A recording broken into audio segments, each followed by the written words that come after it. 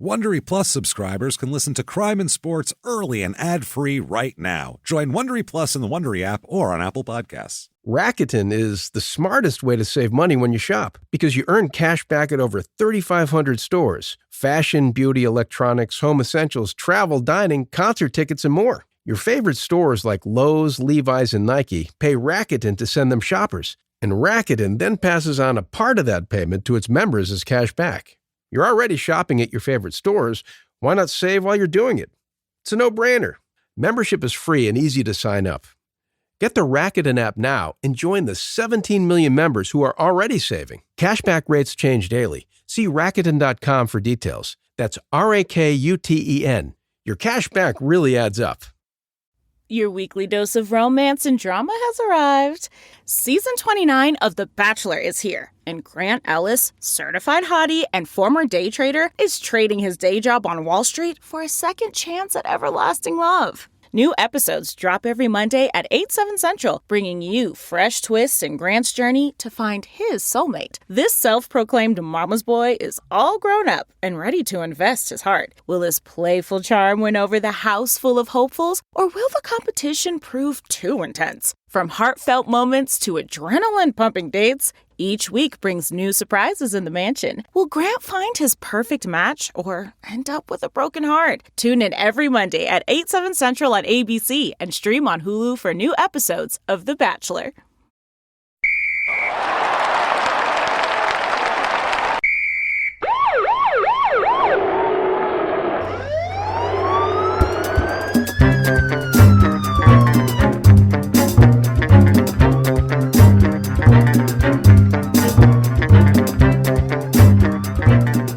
Hello, everybody, and welcome back to Crime and Sports. Yay! Yay, indeed, Jimmy. Yay, indeed. My name is James Petrogallo. I'm here with my co-host. I'm Jimmy Wissman. Thank you so much for joining us today. We are very excited for part 2 of the hurricane here. What a guy. This will be it's fun so far. Yeah. It's the weird part about this is because they made a movie, which I said last week I didn't see. Right. Because they made a movie and Denzel's in it, so you figure, wow, they put Denzel in it, must be important. So he must be some kind of important guy. And then you got a Bob Dylan song where the lyrics literally are, "The man authorities came to blame for something that he never done." So you're like, okay, this poor bastard must have been just like. He had been training all night. Railroaded. Went to a diner to, fucking load up on to fucking protein load and everything, and fucking walked out of there like hands in his pockets on a fall evening, and the police just said, "There he is," and scooped him up and threw him in a car, and he goes, "I don't know what happened. This is crazy. Yeah. I'm a lamb of God. What is happening right now?" Or walked in on a crime scene that they were already investigating. They're like, He came back. Arrest him. And he's like, "What do you mean? Oh my God!" And then he's traumatized. I'm so traumatized from seeing a corpse. Not like that. So it's a lot of fun. He's actually a pretty bad guy. He's actually a pretty bad guy, and also the things that we'll talk all about it. We'll get into that. Before we do, though, definitely first, just want to say, head over to shutupandgivememurder.com. And if you head over there, you'll get tickets for Small Town Murder live shows. Yes. We got merch for all the shows, everything like that. Small Town Murder, Crime and Sports, Your Stupid Opinions. It's all on there. So check it out, and you should be listening to those shows as well. Please do. In addition to that, you should certainly be signing up for Patreon. Patreon.com/crime and sports is where you get that, and anybody $5 a month or above, you get so much stuff. It's a whole separate feed of everything. There's hundreds of back episodes of bonus stuff that you can get to, and they keep stacking up because you get new ones every other week. A Crime and Sports, a Small Town Murder, and you get all of it. This week, what we're going to talk about for Crime and Sports, we're going to talk about the whole Duke lacrosse fiasco that happened. Did we not? We did not. We talked about... No, we talked about the Duke fuck list, which is much different. This is the opposite of that. This was something that actually didn't even happen. So this is fucked up. It's pretty messed up. The whole thing's messed up. You hear, wow, if that's true, that's really messed up. And then you go, if it's not true, that's even more messed up somehow. Close to it. I don't know. It's at least they're both bad. This is all bad. No good results come out of this. So we'll talk all about that. Patreon.com/crime in sports. So get in there and be a part of it, because you also get a shout out at the end of the regular show as well. So that's very exciting. Here we go. Let's get right into this. Episode 420, by the way. All right. Nicey nice. I got good and blazed up for it. Good for you. There we go. Oh, yeah, the nice blue dream here. Well, you can smell it. That. You can smell the cloud in the air here, so it's good. It's my favorite. I like a blue dream. Blue dream, sour diesel. You're a sativa guy, I know. Yeah, I may have to bring you an Up in the Pines. This stuff is, oh my. The where? It's like it's called Up in the Pines. It's mad mellow. Okay. And it's so good. Really? It's very similar to Blue Dream. I imagine it's probably a similar strain. Yeah. I don't know why they call it Up in the Pines, because you don't get, I mean, I don't like being stone. No, well, I think up is sativa. The that's word probably up is it. probably, like up, like you're up and you're smoking in the If they were pines. trying to act like you're going to get, it'd probably be called Up in the Clouds, not Up in the pines. clouds or like down on the couch or something like that. Up in the stars. Yeah. Or further. Up in your pantry, some shit, you know, one of those. Well, Up in the Pines is about as high up as I want to get. Yeah. No higher than the pines, please. Clouds seem a bit too high for me right now. Yeah. That's higher in fucking Georgia funny. Pines is too high. Yeah. I don't like it up there. I like a sativa during the day, and then I love a good hard hitting indica at night. That's good too. I know that makes you paranoid. I know. I don't like that. No, thank you. Every weed's an indica for you because you have like. You have like a toddler with energy as your stone cycle. Like Jimmy will be real energetic. He'll talk a lot. He'll eat a bunch of food and then sit there real quiet for a while and then go right to sleep. That's it. That's the cycle. No matter what weed it is. And I'm probably got a handful of that food still. Yeah, probably half of like a BLT in your hand as this is going on. So let's get into Mr. Carter here. Part 2 of Rubin the Hurricane Carter. Or Hurricane Rubin Carter, or whatever you want to call it. And middle or beginning. Yeah. We talked, I don't know if we got to Dick Tiger last time when he fought. We did. The fighting of Dick Tiger, where he said it was the worst beating that I ever took in my life, inside or outside the ring, he said. So, poor guys. Dick Tiger's just How much thumping is him. Dick taking out on the outside of the ring? Well, I mean, I think he's fought a lot. Remember, he came up. That's all he did. Okay. So he tries to apparently make a comeback here with July 14th, 1965, fighting Fate Davis. Yeah. The man's name is Fate. So it's right there. You know, whatever happens in this fight was supposed to happen. That's just the way it works. Fate Davis was 23-1-1. But his fate was not to be a great boxer. As the end of his career, he lost a lot of fights. He was 39-15-3. This is at the Armory in Akron, which is not Madison Square Garden exactly, which is where old Rubin was fighting last time.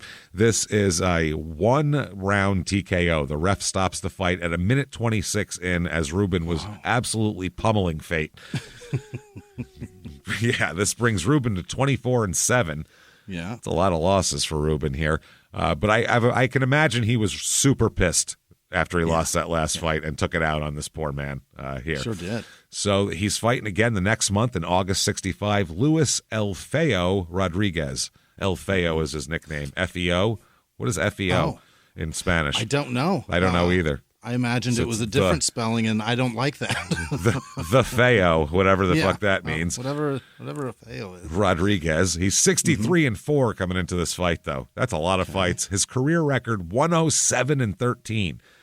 Jesus, 120 career fights. Man, this is and he did well.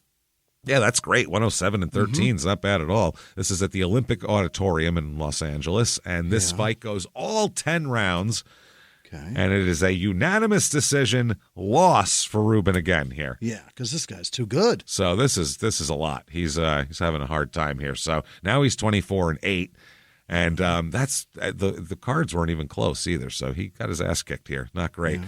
Next up, maybe the best nickname for a fighter of all time. If you're gonna try to scare people, fucking go the whole route. Yeah, you know what I mean. People are even like the Executioner, like. Turns or you're this or that. This guy got it right. September 18th, 1965. Joe Axe Killer Nadigi. Is he really? Axe Killer. I'm taking all pretense off the table. I murder people with a fucking axe. How does that? Which is weird because you're in the ring. You have no access to weapons and couldn't hold them if you did because you have these big gloves on. So that's the safest place to be with an axe killer is in a boxing ring where you both have gloves on. Really, you can't manipulate it anyway. of anywhere on Earth. That's the only place where it would be safe to be around that man. He could be drooling, snarling, and telling you, I want to murder you. I'm going to chop your head off. Good luck, bitch. Giggle at that, man. Well, you know what I'll do? I'll laugh at you while you try to pick up an axe for 15 minutes with those gloves on, because it's watching you try to do it super gentle and make the thumb hole go in there and you pick it up and drop it. That'd be awesome. I'll beat the shit out of you while you're doing that. Forget about it. I'll lay it on the ground. Yeah, and you don't get to. You can hit me with it. I'm the only one that gets to punch. Yep. If I can knock you out before you can get a good grip on it and take a swing at me, I win. How's that? I'll just tee off on you while you try to pick the axe up. Fair. Matter of fact, you're not allowed to punch. No. The only thing you can do is chop me down. That's all you can do. You have an axe. What do you need your hands for? Go ahead and pick it up. Ding, ding. I am on top of him. Good luck, motherfucker. You try to pick anything up with boxing gloves, it's hilarious. Like, just even a mouthpiece, you're like, it just doesn't really work. Trying to manipulate my phone when it rings when I'm at the gym has to be hilarious to watch. It's anything you have. I've got my on. tongue out, like dragging it along my bottom lip as I'm trying to swipe, ignore. It's fucking ridiculous. So the axe killer's 45-6-1 coming in. So he's been doing some axe killing. He's 75-21-2 for his career. This is in Johannesburg, South Africa. So we're going to definitely take it to a different place here. And this fight, second round TKO win for Rubin. So 25-8. Rubin makes a little comeback here. He's doing good, and I guess he knocked him out pretty well. He was 156 3/4 pounds coming into this fight, by the way. Pretty big, yeah. He's a middleweight here. And there was 8,000 people there, and he knocked the guy down 3 times, and the 4th time he was down, the ref was like, that'll do, I think. You're just pummeling this man at this point. It's just sad at this point. So October 19th, 1965, there's an article that says, school teacher earns shot at Rubin Carter. School teacher. Okay. I hope this? I hope the shot means he gets to shoot at him. Pros? Yeah, this sounds terrifying here. It says that a bout with a highly ranked middleweight contender, Rubin Hurricane Carter, loomed today for Chicago school teacher Freddie Little as a result of his 7th round knockout of Charlie Austin of Phoenix, Arizona. Is that right? I guess he dropped Austin with a left hook to the body before the end of the 7th round of their main event at the Hacienda Hotel Monday night. Really? That's a legendary boxing venue there, I think. Where the hell is that? It's got to be gone. No idea. It has to be in Phoenix too. You know, it has to be that. The bell sounded as referee Harry Krause told 8, but under Nevada rules, he continued the count to 10. There's you can only be saved by the bell in the last round in most of these fights. Right. So they said Austin had troubled Little with his aggressive mauling tactics and was only slightly behind when the knockout occurred. So the guy, Little, the school teacher's 29-1 with 22 knockouts. And he's up next for Rubin, huh? He's up next. Now, Rubin, at the end of 1965, Rubin is the number 5 ranked middleweight still. Okay. So not bad. As we start 1966 here, Hurricane, they're saying he's still a star, basically. There's articles about him still being a star. Apparently, Rubin came to Pittsburgh 2 years ago and knocked out Emil Griffith.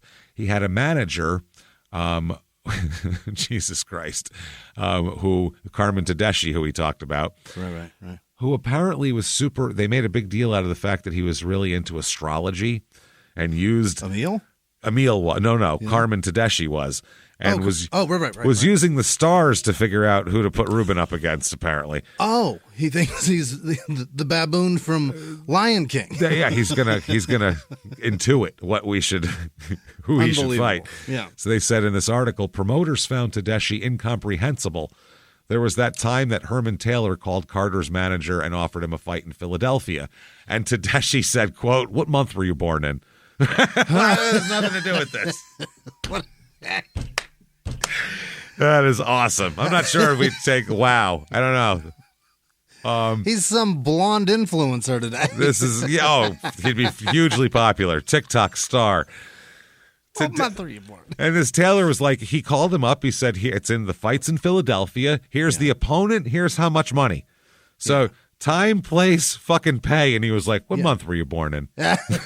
That's wild. He said, what month was I born in? What in the world does that have to do with that? That's what he said to the newspaper. What he probably said is, what the fuck does that matter? What we're fucking two boxing guys talking? And then Tedeschi just repeated, what month were you born in? Oh, just give me your birthstone. That's fuck it.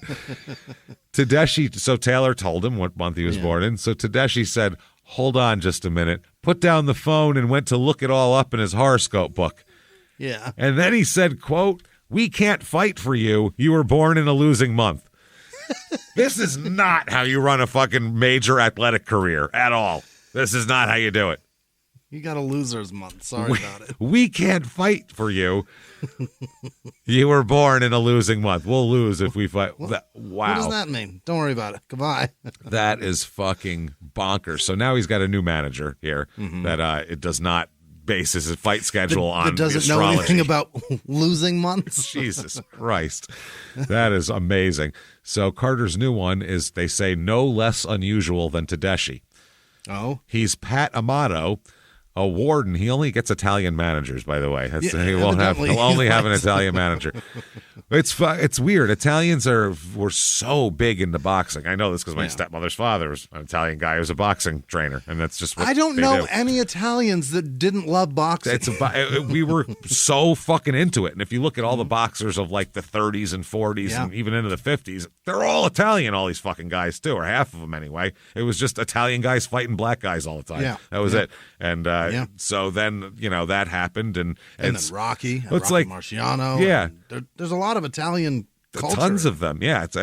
And like I said, all the trainers, so many of them are Italians. Even when you get into, later on days, they're still Italian guys. It's like in baseball. Right. Like for some reason, we're always a catcher and manager. The catcher and the manager. One of those two.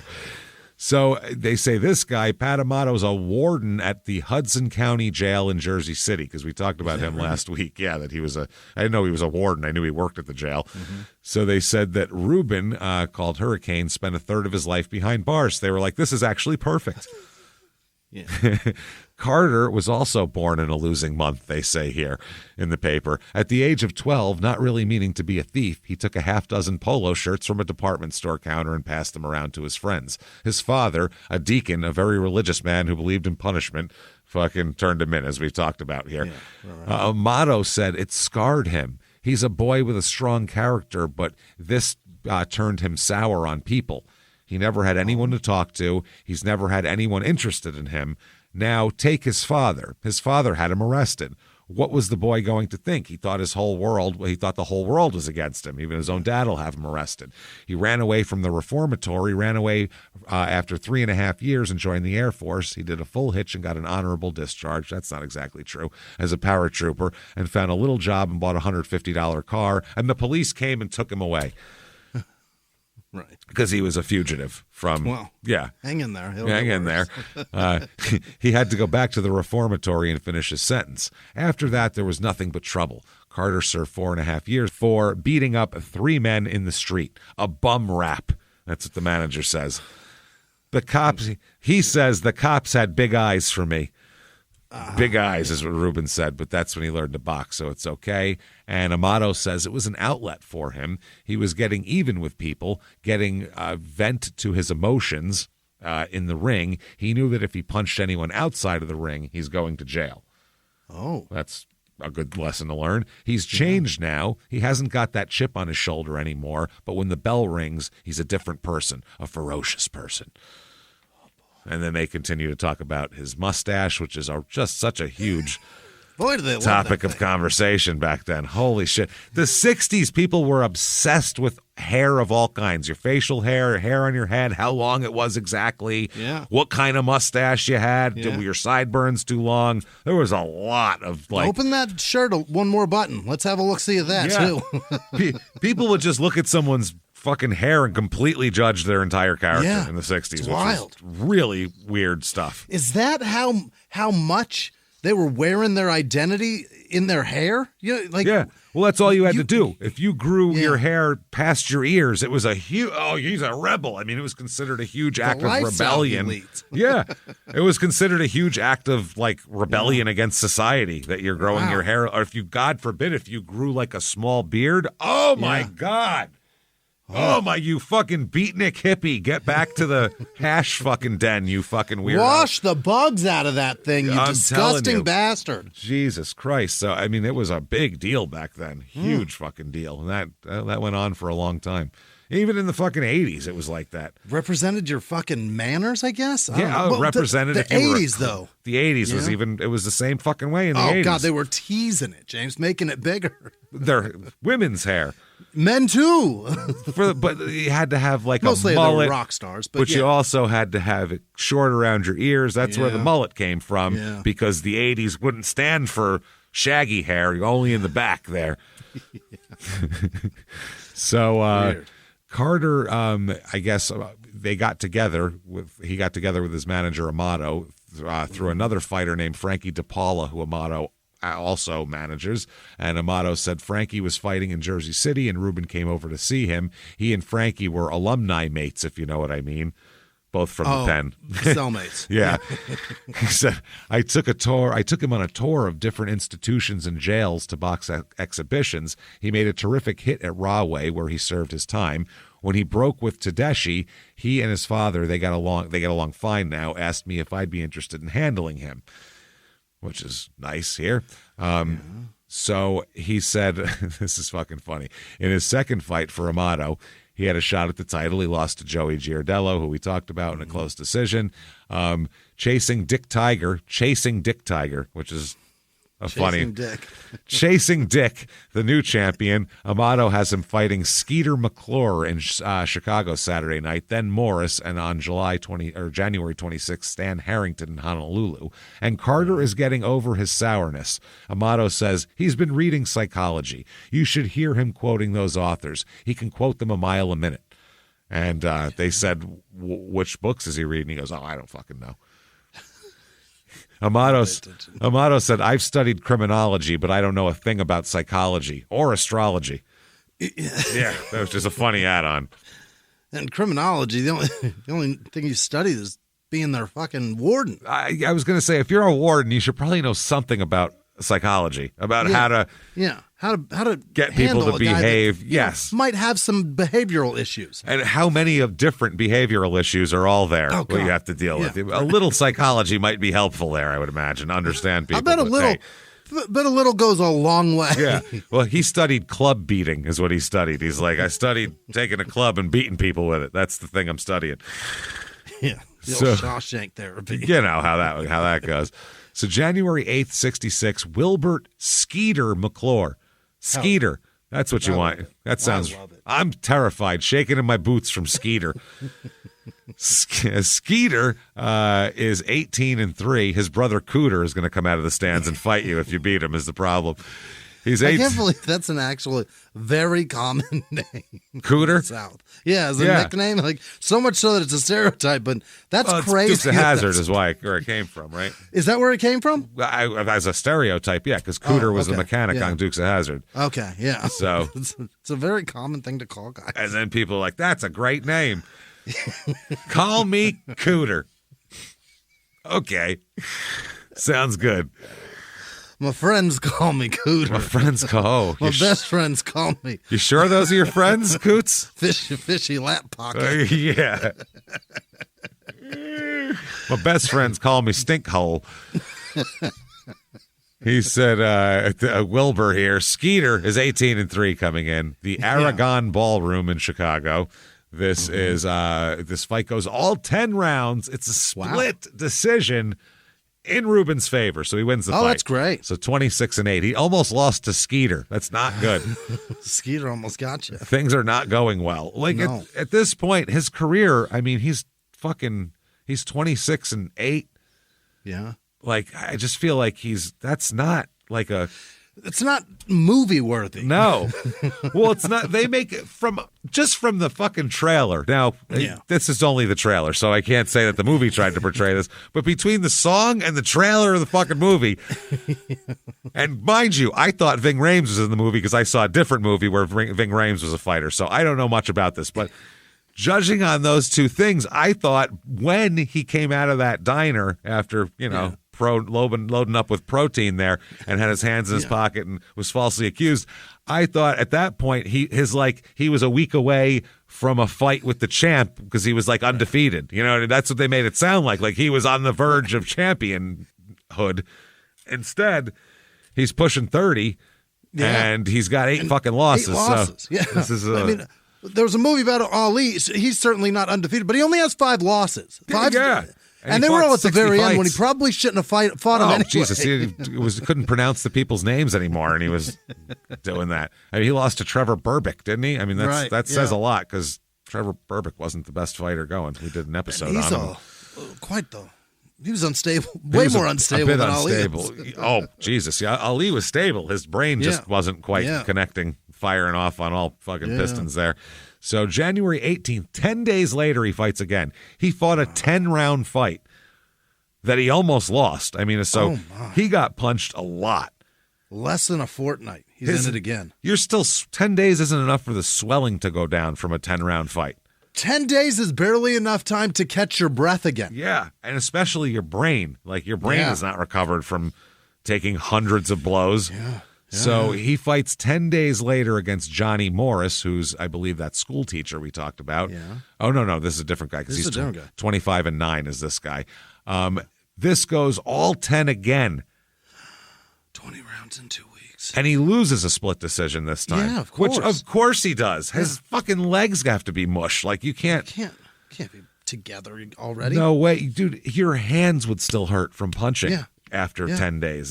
You're not even fucking like working out 10 days after a fight. You're still in like lay down, hydrate, let your body heal mode, sleep fucking 14 hours a night type of shit. That's crazy. So he loses this fight, and that's his fucking manager's fault. You don't line up fights 10 days apart. Unless he's fighting a guy he can beat in the first round the first time. You better. Some tomato can. So, after that, they said unlucky Rubin was a loser all the way, is a Pittsburgh Pittsburgh Press article here. It says Rubin Carter started losing the day before the fight. A lawyer representing a loan company got an order from Common Pleas Court. Sorry, it's a newspaper, to hold up his purse. So he wasn't even getting paid. The court put a fucking stop on his shit. Is he in debt to somebody? Apparently so. Something told Carter he should turn around and go back to Paterson, New Jersey. But on the morning of the weigh-in, throwing a bone to fate, he reluctantly shaved off his Van Dyke, which is the mustache. Yeah. So none of that. No, he had the full goatee going on there. The Van Dyke is important to Carter. It advertises his individuality. He said, but I thought to myself, well, in order to get this cat in the ring, I'll take it off. Because he said he wouldn't fight him with it because he can grind it into him. Sam Weisenberg, who manages Johnny Morris, had been haranguing the State Athletic Commission about Carter's Van Dyke. Then when Morris weighed in a half-pound over the contract limit, 161, Pat Amato, who manages Carter, said, if the Van Dyke comes off, the half-pound comes off. We're going to the letter of it, and so are you. Okay. Maybe he should have consulted the stars. Maybe that they would have known this is a bad fight. How thick is that hair that's a half pound? Well, the worst part is if he shaves his head and lets it grow for a day and grinds that into the guy's head, it's way worse than a goatee. Yeah. Absolutely. You can cut a guy with that. You can just grind his skin away to nothing. It's I assure you, if I shave my face and then let it grow for 2 days, I will tear skin off your Absolutely. cheek. Yeah. Boy, this thing is wild. It's either a few more days or just shaved with a straight razor is the only way. It's me too. The only way it's going to be legal. Yeah. I have very coarse, I will fuck skinny you up. beard hair. Yeah. Have you ever gotten a message out of the blue? Maybe you ignore them. Or maybe you end up in conversation. Maybe they tell you about an amazing offer. I can really show you how to make some money. And maybe that gets you into a lot of trouble. But this isn't a story about people like you, the people receiving these messages. This is a story about the people behind the messages, on the other end of the line. Thousands of them, working in a microcity built for scammers. From Wondery, the makers of Dr. Death and Kill List, comes Scam Factory, a new series about survival at the expense of others. Follow Scam Factory on the Wondery app or wherever you get your podcasts. You can listen to Scam Factory early and ad-free right now by joining Wondery Plus in the Wondery app or on Apple Podcasts. In the 1980s, a rosé swept the country. Hey, Mike, I really like this White Zinfandel. Well, good. Now put it down. I'm going to try another one. White Zin became America's top-selling wine. But most don't know that this sweet drink has a sour history.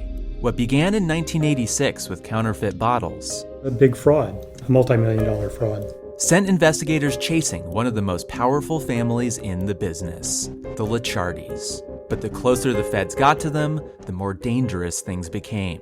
It's a story of deceit. At the time, I was paranoid. Threats. You touch my kids, I will kill you. And murder. With a .22 caliber bullet to the head. What started with a scheme to mislabel wine spilled into a blood-soaked battle for succession. Welcome to Bloodvines. You can binge listen to Bloodvines exclusively and ad-free on Wondery Plus. Join Wondery Plus in the Wondery app, Apple Podcasts, or Spotify. So that's what he said. He said, so you guys have to do that. Morris went out and ran around the block and weighed in again a half-pound lighter. So he ran around and sweated off a half-pound of water. That'll do it. So Carter said yes, but who saw him on the scales? Oh, for heaven's sake. Next was the issue of the trunks. Rubin said, they asked me what color I was wearing. I told them white with a black stripe. Then they asked Morris, white with a black stripe. I'm from out of town. I'm supposed to have the preference. I did not know that trunk preference went to the road team. There's a home I and had away no in idea. boxing? I had no idea. Well, yeah, I had no clue. He said, I'm from out of town. I'm supposed to have the preference. I had to change. I had to buy black ones. I guess that makes sense. If you're from there, you probably have different trunks if you only brought one pair of trunks. Yeah. Like, I'm on the road here. Yeah. He said $10 for a pair of black trunks. He's upset that he had to spend $10. I had to put out $10. I picture him online at like Target with his hands taped for the fight, like ready to go, shirtless, going, I need these now. Like, all I got's a sawbuck. Can you cover the tax? can we open up a line for me and cover my tax, would you? So they said, while Carter tried to rest and forget in his hotel room, the promoter from Honolulu was on the telephone shouting at Pat Amato. He was promising Amato all kinds of trouble if Carter went through with the Morris fight, booked as he is to fight in Honolulu next week. Good Christ. Dude, this is insane. He can't fight 3 fights in a month. He was telling him, don't fight that fight. Your fight's going to be shit here.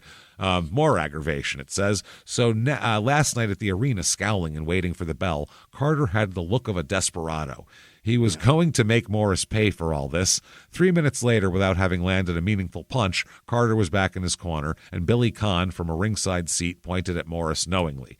Round 2, more and more of the same. Morris jabbed and retreated, Carter plunging after him. Carter missed left hooks and wild rights. If Carter trapped Morris and forced him to trade, Morris would beat him to the punch. Billy Kahn pointed at Morris again, and this time mouthed the word easy. Morris fled through the whole fight, keeping Carter at arm's length with his jab. In the 9th round, he was sure he was winning. He executed a little dance step and said to Carter, "Come on, let's work." Carter rushed Morris into the corner and knocked him down with a right to the jaw. Don't piss the man off. Don't tell me what to do. He has been in prison a lot. Don't fuck. I will punch. If I'm mad at you, I'm going to punch you. Morris later on said, "Boy, was I surprised. Didn't expect that." He was like, "Oh shit." He'd been kicking his ass the whole time. But he bounced up off the floor, not badly hurt, and took the mandatory 8 count on his feet. Carter was too weary to catch him again. Again, this is his 19th round in a week and a half. Again, and Morris insultingly won the 10th round. I guess he really worked him over. Yeah. So he said he also won the fight by a split decision. Carter listened to the announcement with glum resignation on his face. In the dressing room, he shrugged and said, "What can I say?" And Pat said, "What can he say?" Pat Amato. Yeah. What else do you want from him?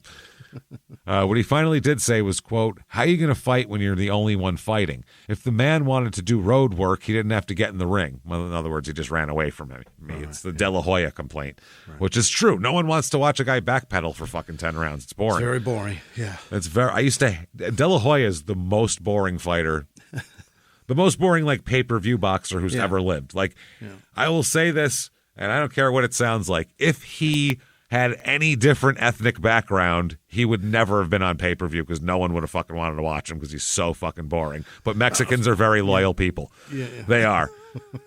They're loyal. Floyd Mayweather did the same shit, though. He was annoying as fuck, too, to watch. Yeah, but everybody at 130 does that.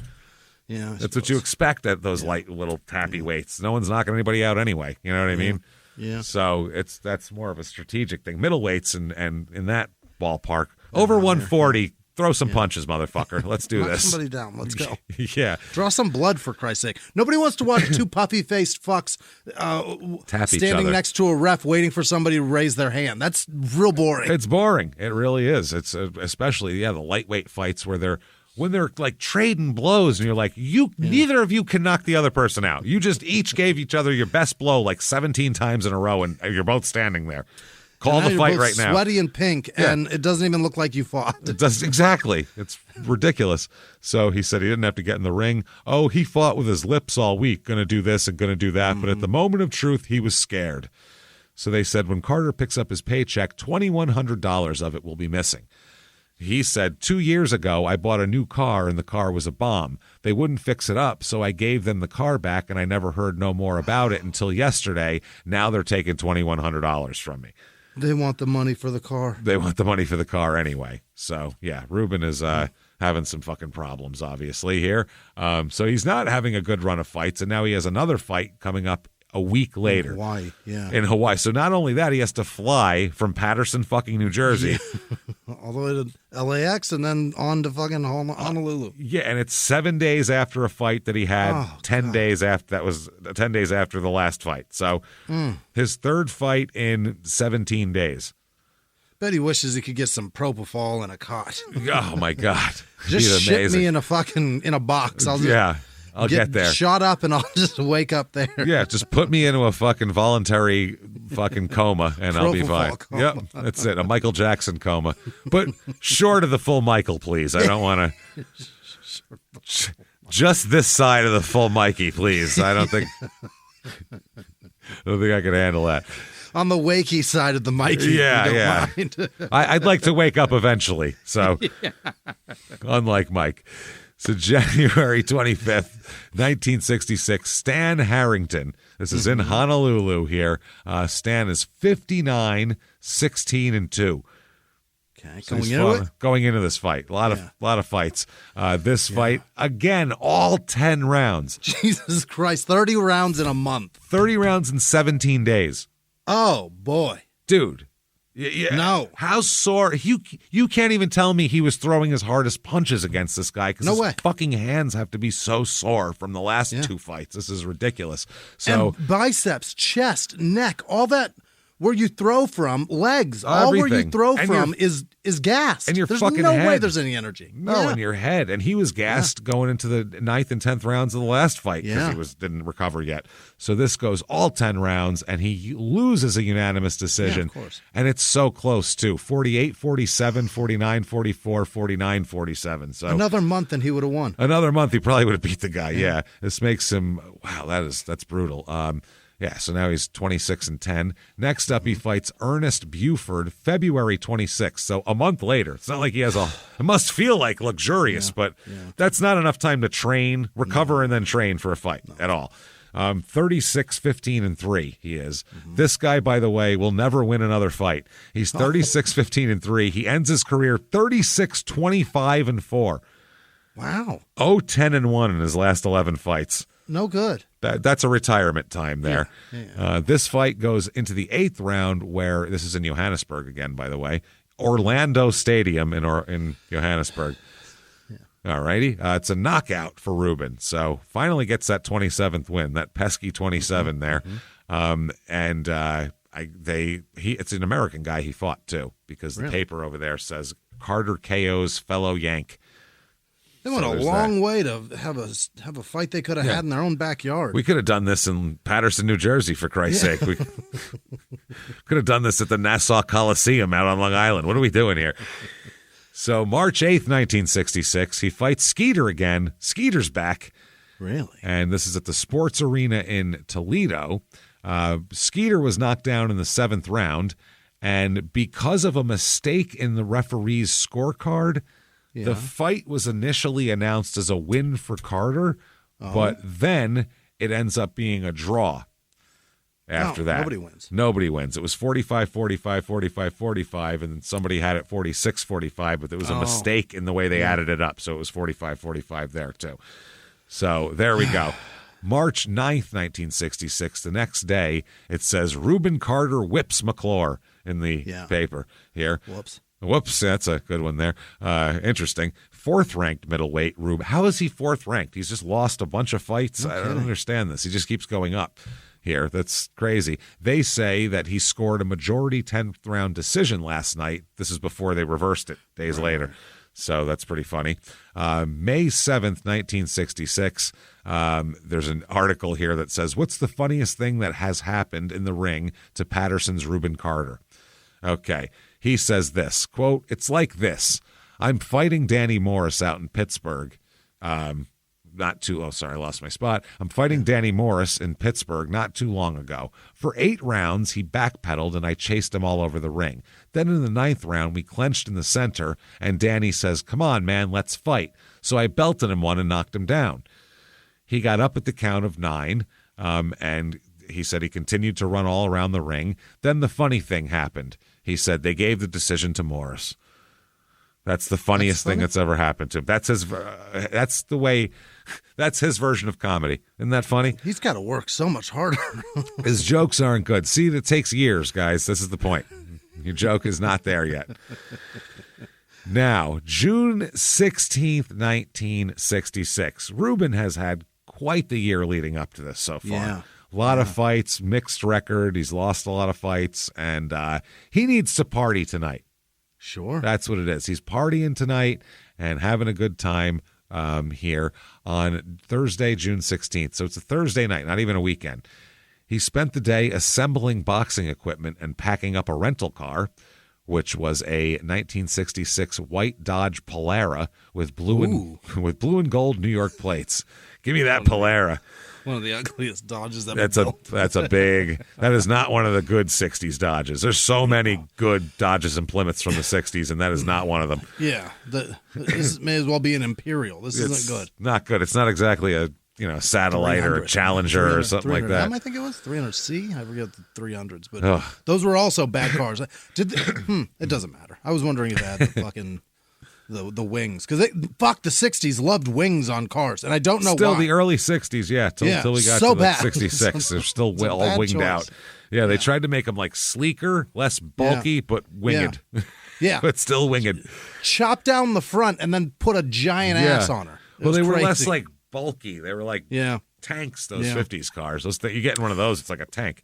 And they had so much horsepower, that Imperial, you could get it going down the road. The ass end would get loose because of those wings. Because of those fucking fins. Yeah, stupid You couldn't fins. keep that fucker straight. Oh, we got a crosswind. Oh, shit. Here we go.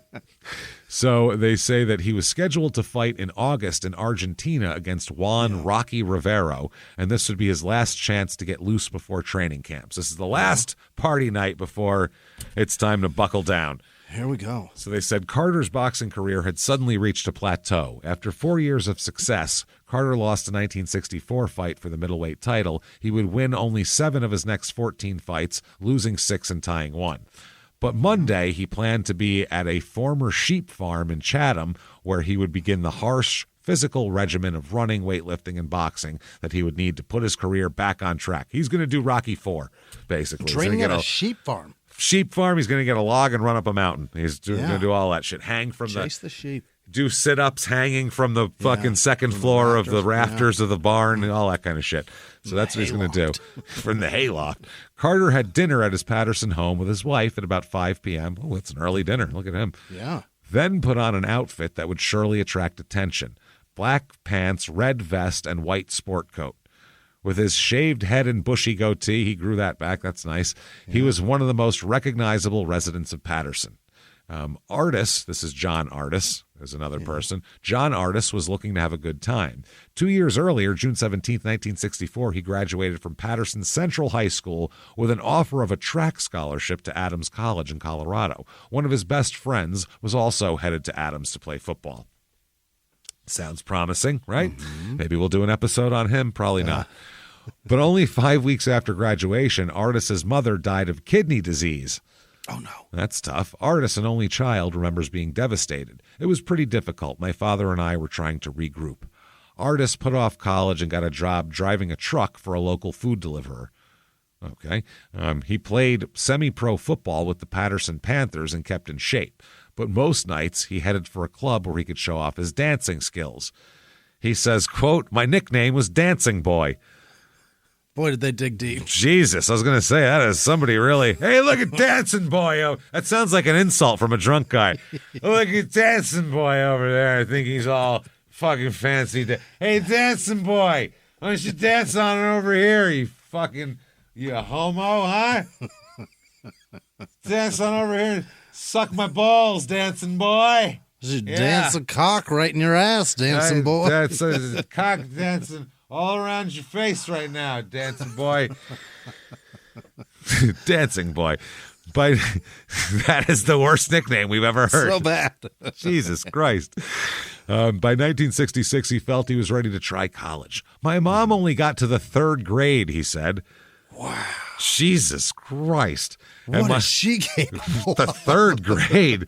Well, she's dead, so not much, but maybe reading at tops at this point. That is incredible. Not long division, I'll tell you that much. No, I would say. They didn't teach that for a while. Calculus ain't it. No. So my mom only got to the 3rd grade, and my dad only had made it to the 9th grade. I would be the first to go to college. Sounds like you'd be the first to go to high school, is what it sounds like. Never mind. You're the first person in the house that can find the value of X, I'll tell you that. I'm the first sophomore this house has ever seen. The value of X. So it says, plus Artis was worried about being drafted into the Army. This is 1966, mind you. Yeah. If you can go to college, you fucking go. Yeah. In the 60s, you better period. Get the fuck out, yeah. It's either there or over there. You pick. That's all there was. And it's pretty good. It's a pretty easy choice. It is, being sent to Vietnam. There's this book, Hunter Thompson book with all his letters, and he has a younger brother who's like 18, 19 during this time, and he wants to drop out of school. And he's like, I know you're not getting anything out of college, and it's not what you want to do. Doesn't matter. Hide out there till this war is over. Who cares? He said, do enough to pass, do enough to not get kicked out of fucking school, and stay there. Who gives a shit? Yeah. It doesn't matter. It's just fucking... It's better than a jungle, man. Yeah, he said it's better than going to Vietnam. You ever heard it's a jungle out there? It's literally a jungle out there. Literally. So he said he didn't want to get sent to Vietnam. He had recently lost his student deferment and had been reclassified as 1A for the draft, which is ready to be drafted. Yeah. If he went to college, he wouldn't be drafted. On the night of June 16th, Artis put on a light blue mohair sweater with his initials monogrammed on the breast. Oh, that is some hot 60s shit right there. Wow. Mohair with your initials on it? Yeah. Wow, that's very nice. Whoo-wee, you're getting some pussy with that. That is something, boy. Light blue pants and gold suede loafers. Yeah, he's a fashion plate. Gold. Who is this motherfucker? A fashion plate is what he is. This motherfucker. Light blue mohair, monogram, light blue pants, gold suede popping loafers, baby. Fascinating.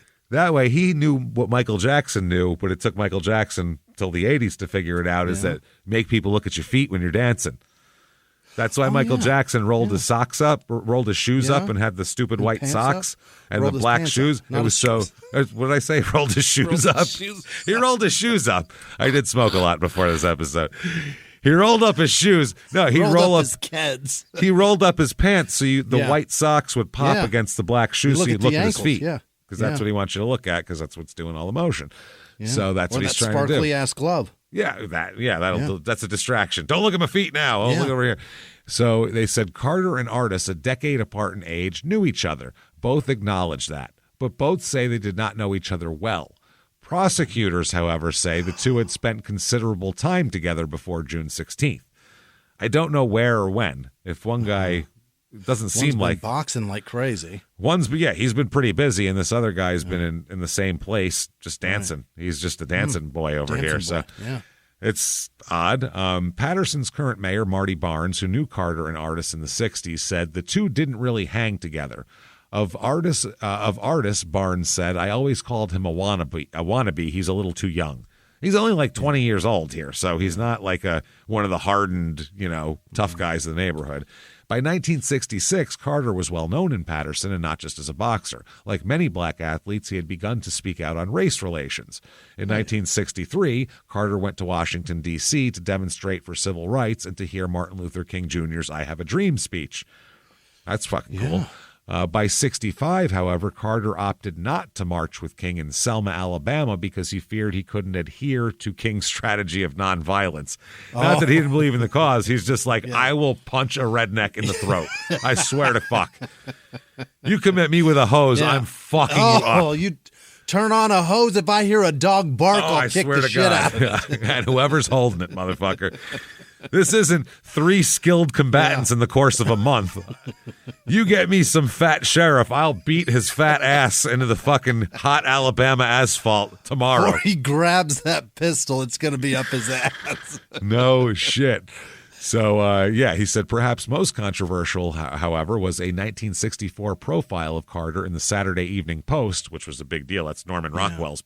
All of his, pictures are on the covers of those, just before his middleweight title fight. Among other things, Carter reportedly suggested to a friend that they, quote, get guns and go up there and get us some of those police. Okay.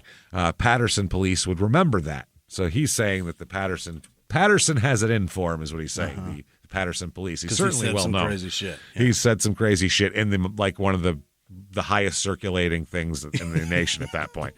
Don't say that. Huge. That's a giant thing. We don't even have anything that has that circulation nowadays. It's not even a thing that's possible.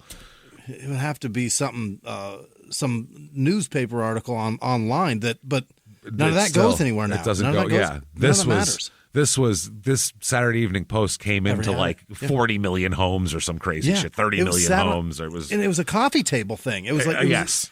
It was everywhere you went. You looked like a normal person if you had that sitting on your car. Oh, look at this motherfucker. You had that. You had Reader's Digest. You had like Life or whatever. That's what people ordered and had out there. So they said on the night of June 16th, 1966, after watching television with his daughter, Carter decided to go out for the night. He went to a bar called the Night Spot, NITE, and met an ex-sparring partner who Carter believed had stolen 3 guns from his last training camp. Why did he have 3 guns at training camp? Why do you need that?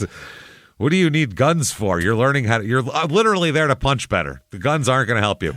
And why are they there and available to be stolen? Yeah, so I mean, why even have, I guess, out? If you want to go out afterwards, I don't fucking know. Carter took the man to look for the guns, but he could not find them nor confirm that the man had stolen from him. Sometime between 2 and 2:30 a.m., Carter and Artis found themselves together at the Night Spot. Maybe just comparing dope-ass outfits. I think maybe that's what it was. They were like, yo, those shoes are the shit. He's like, yeah, but fuck that. Your red vest is, yo, that's on. See that on my chest? Those are my initials. Yeah. In the mohair? You this is slick custom, motherfucker. Man. You dancing boy motherfucker. So, they said that Artis said he needed a ride home and remembers Carter telling him he had to earn his ride, meaning that Artis would have to drive Carter home, too. Okay. Artis recalled that he nodded. Carter flipped him the keys to his white Dodge. Said, here, you're less drunk than me, apparently. Hell yeah. You roll the Polaris. Go ahead. Earlier in the evening, 2 African-American men had entered the Lafayette Grill through the side door. One of the men carried a shotgun and immediately killed the bartender. The other man, who was carrying a pistol, killed a patron at the bar and wounded another man and woman. Oh, my God. Okay, so this is from NorthJersey.com from 2019. They're talking about this. 2 men nursed drinks as they sat on bar stools. This is describing the scene of the bar shooting. On the wall above the bar, surrounded by musical note decorations, a framed portrait of President John F. Kennedy. This is the 60s, remember? Beneath Kennedy, after he was president, but still, beneath Kennedy's photo sat a clock designed to look like a large pocket watch. Beneath that, the crime scene photos show a shelf with 3 White Rose whiskey bottles nestled amid a cluster of gins, vodkas, and other spirits. To the right of the 2 men sat a lone woman who got off work earlier than usual that night from her waitress job at a country club. The day before, she had managed some free time to go shopping with her pregnant daughter for baby furniture. Okay. Yeah. On this night, she stopped at the bar on the way to her Hawthorne home to drop off a deposit for a trip to Atlantic City later in the summer. Stopped at the bar on her way home to drop off a deposit. I guess she was dropping off the deposit at home, not at the bar, because that would be weird. I don't know. Getting a drink before she goes to put that money away. The woman's daughter said it was prom season, so she usually worked late because it's a country club. That makes sense. She thought she was having an easier night, I guess. Behind the counter, a cash register and a sign that announced Budweiser on tap. The bartender counted the day's receipts. Yeah. It's the typical closing of a bar. Guys counting receipts, doing all that. Perhaps bartender Jim Oliver recognized the killers when they came through the front door from 18th Street. Maybe he just saw their guns and knew trouble was coming. Whatever his thoughts at that fearsome moment, police say, one of Oliver's last acts of life was to hurl an empty beer bottle at the killers, which is a terrible weapon against shotguns. Yeah. The bottle smashed against the wall by the door. As Oliver turned to run the length of the bar past the ice cooler and toward the overhead television set, a single shotgun blast from about 7 feet away tore into his lower back, the 12-gauge round ripping open a 2-inch by 1-inch hole and severing his spinal column. That'll happen. God. Oliver died instantly, police say. He was 51 and had volunteered to tend bar that night because his girlfriend, a widow named Betty Panagia, who owned the Lafayette and lived in Saddlebrook, had been putting in long hours as Oliver recovered from a recent hernia operation. You take the night off tonight, sweetie. I'll do it.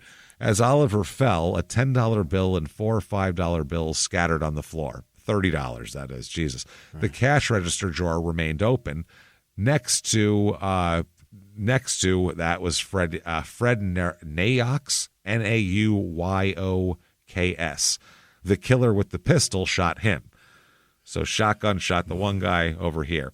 Nayoks, a 60-year-old machinist who had stopped by after working at a local factory before heading to his Cedar Grove home. The typically stopping for a fucking taste after a long day at the factory there. Oh, man. Took a .32 caliber bullet just behind his right ear. Jesus. The slug plowed into his brainstem, killing him instantly, autopsy records say. Well, everybody died instantly somehow here. That's lucky. I guess so. Nayoks was well known in the area as a billiard player, and his relatives remember that he went by 2 nicknames. I love these 60s nicknames. Patterson Boy? Patterson Bob, which again, not good. And what, Billiard Boy? No. And Cedar Grove Bob. So just places he was around, and he worked there, lived there. Unbelievable. You moved? Where'd you move to? Cedar Grove? Well, Cedar Grove Bob. Everybody, so Bob moved to Cedar Grove just so... I don't know why we're giving people from Patterson, New Jersey that accent, by the way. At all. Bob moved to fucking Cedar Grove. Hey. Fucking Cedar Grove Bob. Oh, Cedar Grove now. What the fuck's wrong with you with this Patterson bullshit? You ain't seen any moves. Jesus Christ, you ignorant fuck. So, he says that night the Nayoks wife was in Michigan visiting relatives. The next day, when she arrived home and was told of her husband's killing, grandson Tom Vicidamini remembers that she walked silently upstairs and donned a black dress. Oh. What? Yep. She went to go get into her fucking cemetery robes out of the gate? Mourning. She's in mourning. That's it. Yeah. Done. She's doing this old school. And the Italian way, if she's Italian like clearly her grandson is, that they go right into the black and stay in it for about 6 months a year. It's no joke. I'm not even kidding. That's not a joke. Right into the black robes. Fucking shades drawn. I'm talking the whole deal, bro. It's bad. So with death arriving instantly, Nayuk slumped on the bar, seemingly asleep, a cigarette still burning between his fingers when police arrived. Wow. That's creepy. A dead man smoking. I don't like that. Dead men don't smoke is the name of that. That's like when a corpse with its eyes open. I don't like either of those Close things. Close them up. Yeah. I don't like that either. That's one flaw of nature, design flaw. When we die, our eyes should automatically close shut. And we shouldn't shit ourselves either. That would be excellent. If there's any God, that's how I know there my isn't. flaw right there. There's a God. All right, then why do we shit when we die? Why do we shit and have our eyes open when we die? Right. What's that for? No. Why do we lose all dignity when we die? That Fuck is that. proof. If there was a God, God would have his creatures die with dignity. Yeah. We would die with all of our excrement inside of us, eyes closed. Reabsorb it. Yeah, to be more pleasant to the fucking people who found us. But no. So, wow, that's wild. So there was still a burning cigarette, his shot glass still standing on the bar next to cash to pay for his drink. He still had that up there. Oh, he's got that just sitting up there. Yep, his right foot still propped on the chrome leg of his bar stool. Seated 2 stools away, Willie Marins, 42, also a machinist, had been battling numerous health problems, including tuberculosis. Is this 1866? What year is this? Jesus this Christ. man is just resigned to dying. He's just in a bar smoking and drinking, and he's got He doesn't TB. give a shit. In Take it Patterson, easy, New Doc. Jersey. Yeah, Doc Holliday over here. The Lafayette even kept a special glass for Marins to drink from so he would not spread tuberculosis to the other. What? Get the TB cup. He's here. Go, get the disease cup. Come on. Get the Lunger glass. Bring it over. Who's got the Lunger shots? There we go. Wow. Marins, who lived in nearby Patterson, was also shot in the head by the man with the pistol. But he was lucky. The .32 slug hit him in the left temple and passed through his forehead near his right eye without killing him. Oh, yeah, he's real lucky. Add this to the other tuberculosis and everything else. He's a real fucking spectacle now. He's super lucky. Everything's going fucking swimmingly for this guy. I'd say he has the worst luck of anybody in this place. His nickname is Lucky Willie. That's his nickname. It's called Lucky Willie. Fucking curse it, I would say. Wow, Jesus. cursed He's got all Willie. this wrong with him, and he's the one that lives. Now he's a freak of nature also with a hole in his face. This is horrible. Continue suffering, Willie. He's only 42 with all this problem, too. Damn it. He's like, please, God, let me go already. Fuck, 30 more years of this? No. Poor bastard. Fuck. He stumbled to the floor and he later said played dead. So, yeah, I mean, he looks dead. Well, that gun.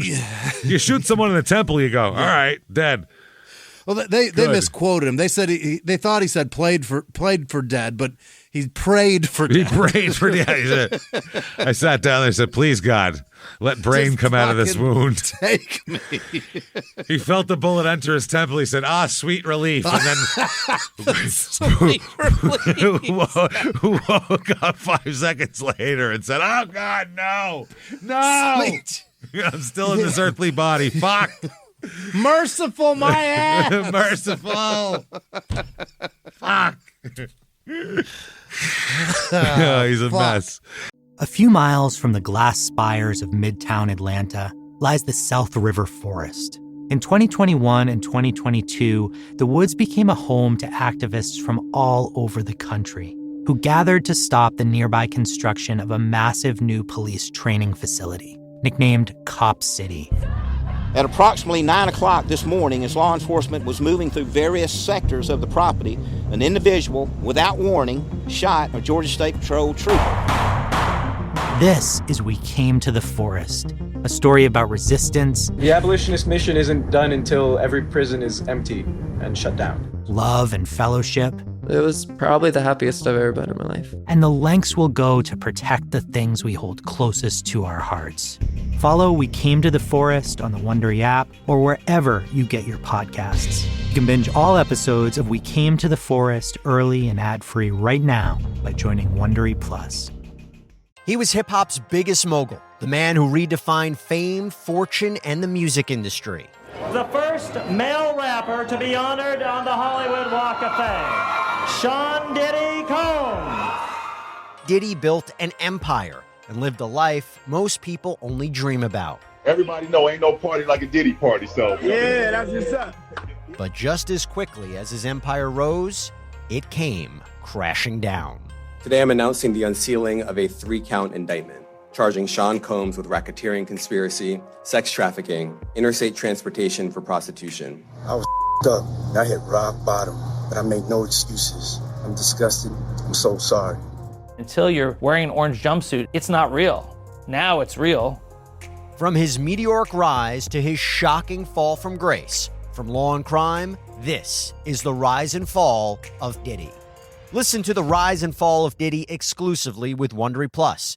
Behind the closed doors of government offices and military compounds, there are hidden stories and buried secrets from the darkest corners of history.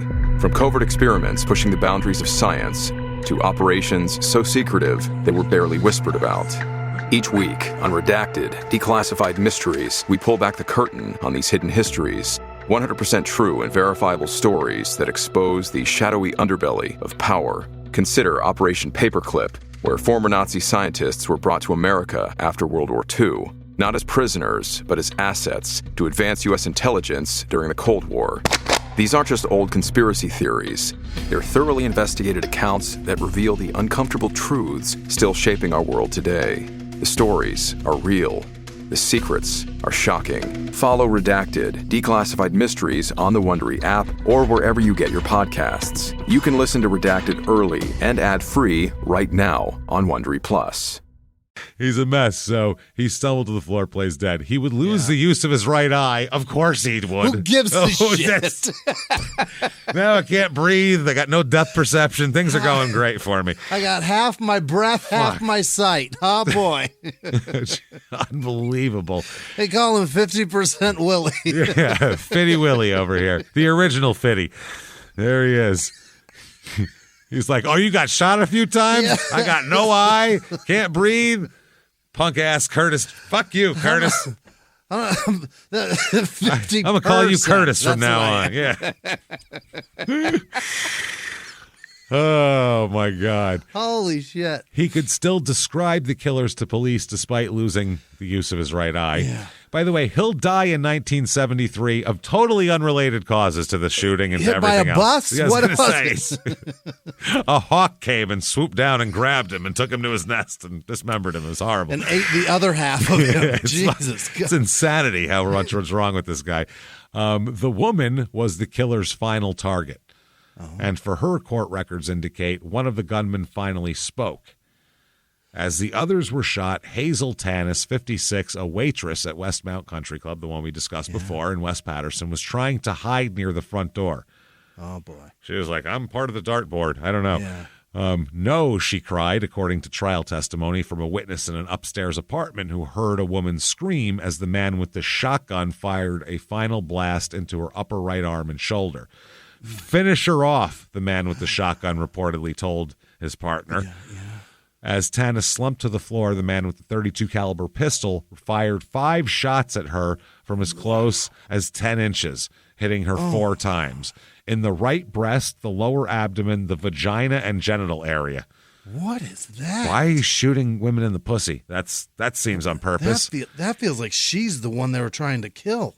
In the tit and then lit up her vagina? That's right. Because it seems like lower abdomen, they just missed the vagina, then shot her in the pussy, and then shot her like lower than that, a little like in the. What is that? That is fucking. That seems like that's what they're mad at.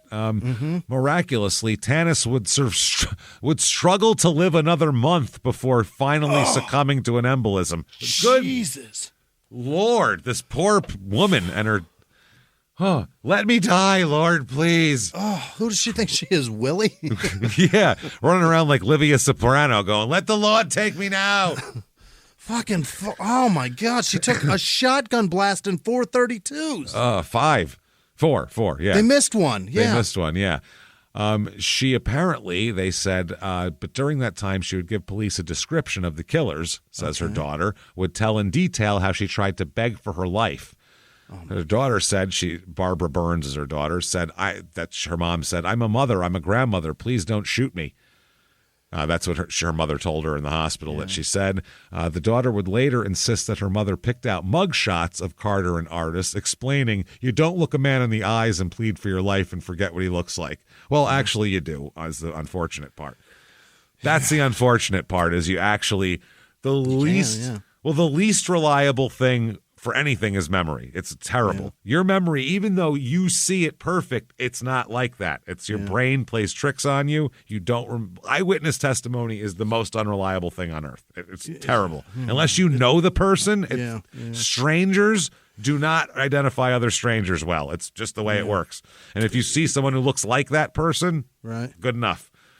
Yeah, unless they're like mad specific, you know what I mean? He had his initials in blue mohair would be like something that you half his face was burned. Yes. That guy something stands like out. that. Yeah, totally. Wearing a hockey mask. I noticed that kind of shit. Things of that nature. That night, cops surmised that killers only needed a minute, maybe less, to unleash their fusillade on all the victims. Yeah, doesn't take long to do all that.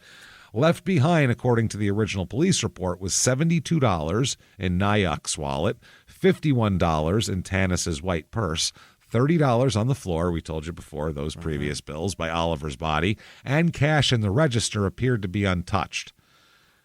Police discovered months late that someone, but not the killers, removed cash from the register. So some cop came in during the crime scene and was like, I'll take that. Yeah. So this is not a robbery.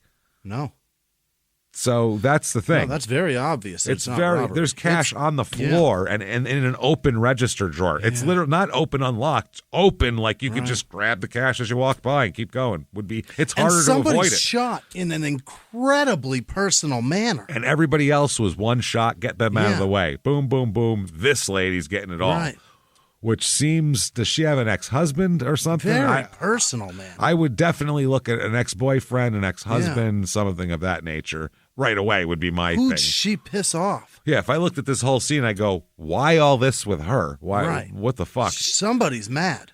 So that's interesting. In a house a block away, the phone rang. Finally home after a long day, a Patterson police detective with a name that bespoke a humorous irony for his profession picked up the receiver. His name is Jim Lawless. Oh, boy. Yeah. It was headquarters, recalled Lawless there. He said, they told me there was a shooting. I grabbed 2 guns and ran out the door. I got 2 guns. One for each of you. He's so sleepy. He's seeing double now. I better bring 2. I better bring 2. Armed with his .357 Magnum service revolver, Jesus, and a 9mm semi-automatic pistol in case I need 15 in the clip and fucking one in the chamber. I got this for backup. In case these 6 don't do the job, I got 17 over here. In case these 6 fucking hand cannon shells don't do it. Might need volume. Wow. He said he stepped through the front door of the Lafayette Grill only minutes later, not knowing what he might confront. The lights were on, he recalls. Near one end of the bar, he remembers hearing Tanis groan in pain, so she was still alive. Yeah. Gazing across the room past the pool table, Lawless noticed Nayak's and Marin's. Pools of blood dotted the linoleum. At Nayak's feet sat a spent shotgun shell. Lawless said it was like a slaughterhouse. Well, yeah, there's fucking blood everywhere. It's a small bar. Yeah. Before he had time to check behind the bar, Lawless heard the sirens of the approaching police cruisers and an ambulance. Indeed, the scene was so gruesome that an ambulance technician would later testify that he slipped on the bloody floor. Wow. Which is some Keystone Cop shit there, I would say. Whoop, whoop, whoop. They don't train you to avoid that shit? If you're there, somebody's hurt. They might be leaking. Be careful. Be careful. That's the thing, though. But you shouldn't ever be stepping in blood. Right. Like, that's not a good thing. You shouldn't be smearing that around. That's part of the evidence, man. That's a big thing. And they said in this article, but the technician's testimony underscores a fact that has since come to hover over the killings. Cops were so lax in securing the crime scene that they were never able to detect where the killers might have left footprints in the blood as they departed. Wow. They let everybody walk all over this fucking place. To the we point don't know whose footprints are in this blood. No, we don't know whose footprints, and we don't know who took the cash out of the register. We don't know anything. Yeah. These people, they fucked it all up. It was just a mess here. That's goddamn fucking terrible, honestly. That's pathetic. In a big city. Yeah, I mean, close to a big city. So they said, what's more, police never took fingerprints at the crime scene. What? I guess it's a bar. There's lots of fingerprints. They never photographed tire skid marks from the getaway car, even though witnesses said they watched a car screech away and make those fucking tire marks. Oh, my God. So you can, Mona Lisa Vito can't even help out over here. Yeah. And never took fingerprints from the spent shotgun shell that was found on the floor, which is the first fucking place you'd go for fingerprints because unless the person's smart and knows to put gloves on when they load the gun, they'll probably have just loaded it up and shot. And even if you're not, I mean, who thinks of that unless like you're putting those in to go commit a crime? You know what I mean? Yeah. Murderers think of that, but unless you're gonna murder someone, right? If something pops off and you happen to have your gun in your trunk and you're so keyed up you don't even think about it, and you go grab it, your shells have your fingerprints all over them. Correct? All over. It's exactly because you're not planning on murdering people. But if you go, when this falls, I don't want the cops to know it came from me. You put gloves on. That's a problem. I may as well have licked these motherfuckers. Yeah. It's Jimmy's just jizzes all over the boxes. That's what he does. Fuck it. DNA, prints, put it all on there. I really want you to know. I want you to solve this crime, fellas. Solve it, everyone. So I can't believe they didn't take fingerprints. That's amazing. That's amazing. Remarkably inept police work. That's terrible. That's like some episodes of Small Town Murder level. There's some episodes where we're like, the mayor's here now, traipsing about the crime scene, stepping on shit. Around? What's that? Like stuff like that. This is so bad. So Richard Caruso, a former old Dickie Caruso over here, a former Essex County Sheriff's detective who was part of the team of investigators assigned by the Passaic County Prosecutor's Office to re-examine the killings later in 1975, said, there was something really wrong. What's wrong with the physical evidence? How come they didn't take the fingerprints? Like, what's going on here?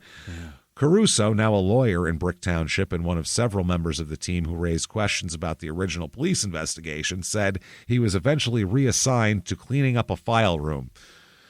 I guess because he was asking questions about this and too many questions. Get out of here. In an interview, he said prosecutors and police not only stonewalled attempts to re-examine the case with a fresh eye, but deliberately manipulated evidence. Mm-hmm.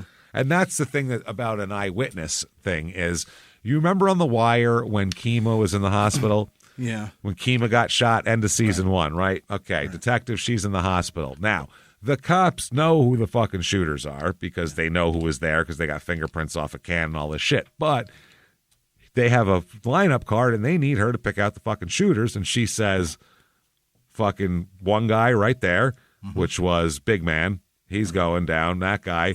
And then they said, and then Bunk is tapping Weebay. Yeah. Going, he's the other guy. And she goes, I didn't see him. I didn't see him. I didn't see him. And he's like, we know it's him. And she's like, I didn't see him. You had to see him.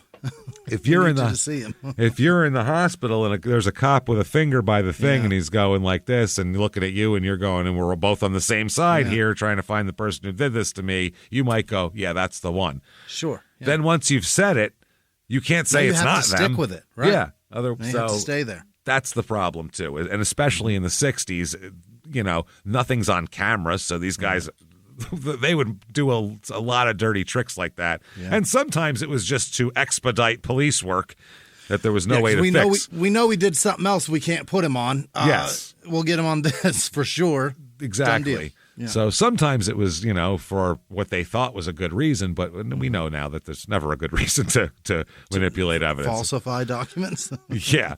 The police believed, they said, that the killing was an act of racial retaliation for the murder of an African-American bartender by a white man earlier in the evening. So somehow these two guys who didn't know each other too well spent the whole night dancing, just cutting a rug, having a good fucking time. And then they were like, white guy that was killed? Yeah, they were like, no, the black guy that was killed. They black were like, bartender by the white guy. After I'm done dancing, I got that out of my system. Now I have a murderous rage, which is a very strange thing to fucking do. During the search for the two gunmen, Carter, Artis, and Royster were stopped by the police. One of the policemen knew Carter, and the three men were released almost immediately. They were like, oh, that's fucking Hurricane. I know that guy. Carter stopped home, picked up more money, and the trio set out again. After driving around for a while, finding like nowhere open to hang out, they decided to call it a night. Artis dropped off Royster first, and then on the way to Carter's house, the police stopped the car again. So now they've been stopped twice. Jesus. This time, the police acted very differently. Carter and Artist were taken to the Lafayette Grill and put up against the wall while the car was searched. They were taken to the crime scene for some reason. Interesting. Then they were taken to the hospital. Okay. The police showed Carter and Artist to one of the shooting victims, who told police neither man had shot him. Okay, so the living guy, tuberculosis boy there, he said, don't know these guys. Those aren't the guys who shot me. Then the two men were taken to the police department and held for 16 hours. One guy is incredibly identifiable. Super, just the goatee and the bald head. Yeah. You'd know if it was that guy. And the other guy's got on bright gold shoes. and Rubin has a bright red vest against a white sport coat. Yeah, that pops so hard. Now, number one, is there any blood on any of these guys? Because sounds like shotgun spills and splashes. It splashes a lot, and it seems like number one, it'd at least be on your shoes, and number two, there'd be spatter on you from that close. If you're 7 feet away and blast someone with a shotgun in the fucking back, you are getting blood spatter on your white dinner jacket. Sorry, 10 inches with a handgun in the belly, you're getting blood on you. There's blood on you. There's gonna be fucking blood, and none of these people have blood on them. They're saying, well, they changed now.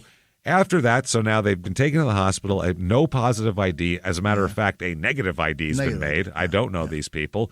Then they were taken to the police department, held for 16 hours, questioned repeatedly, both given polygraph tests, and passed the lie detector test. Both people.